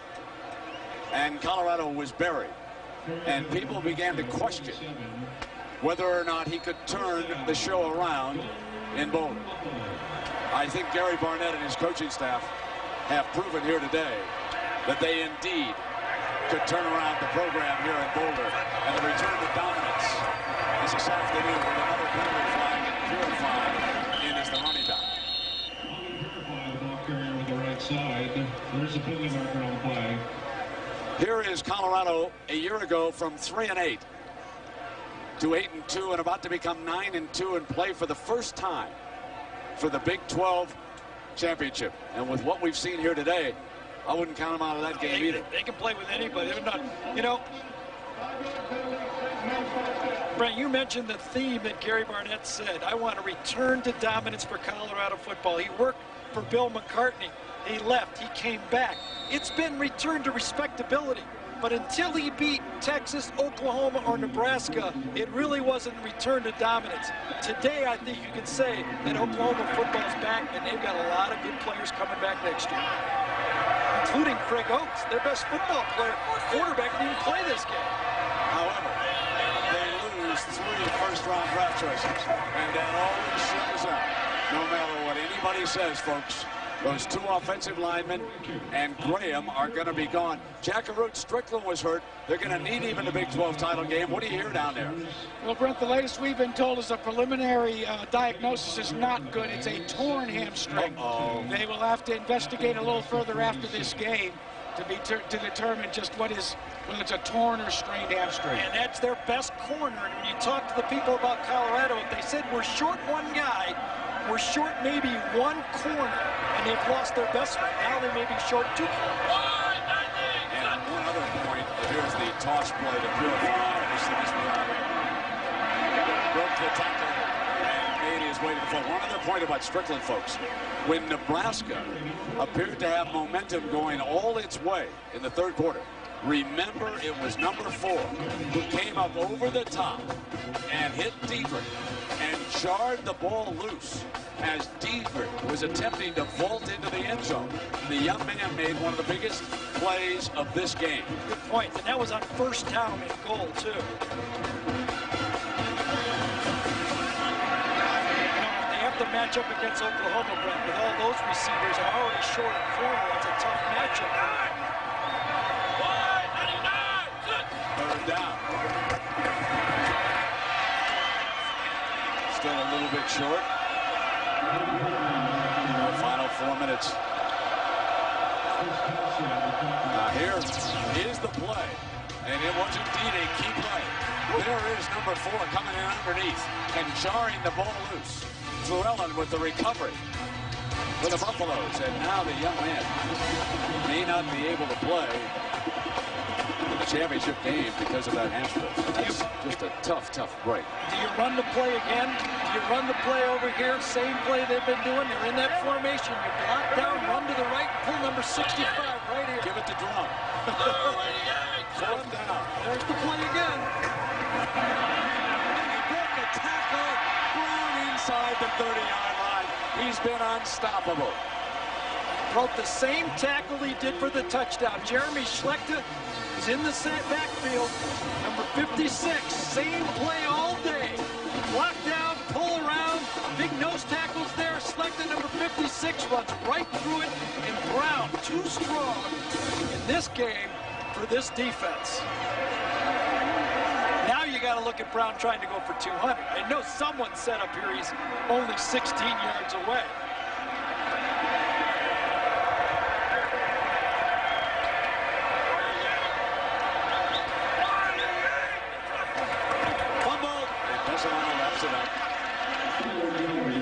On first down. You know, I got a moment here, so let me thank a lot of folks, and especially our entire crew, those who spent their Thanksgiving away from their families and here with us to bring you this football game. We can't tell you how much we appreciate the efforts of everybody. Executive producer of ABC Sports is Howard Katz. The coordinating producer of ABC's College Football and the producer today, Bob Goodrich. Our director is Larry Cam. The TD, the technical man, Monty Poling. The associate producers, Mitch Green. The associate director, Brian Fay. Watch second down here now, and 12.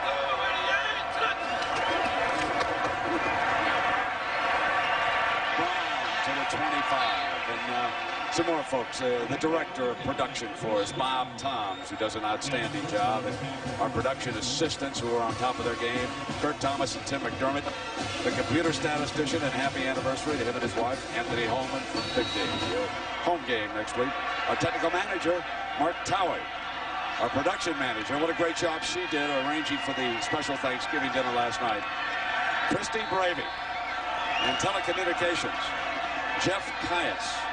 George Hill at the stats, Brian Mulvison. Back from Maui and Tan. And on top of his game is our spotter. Third down here. They're going to run Brown again. First down.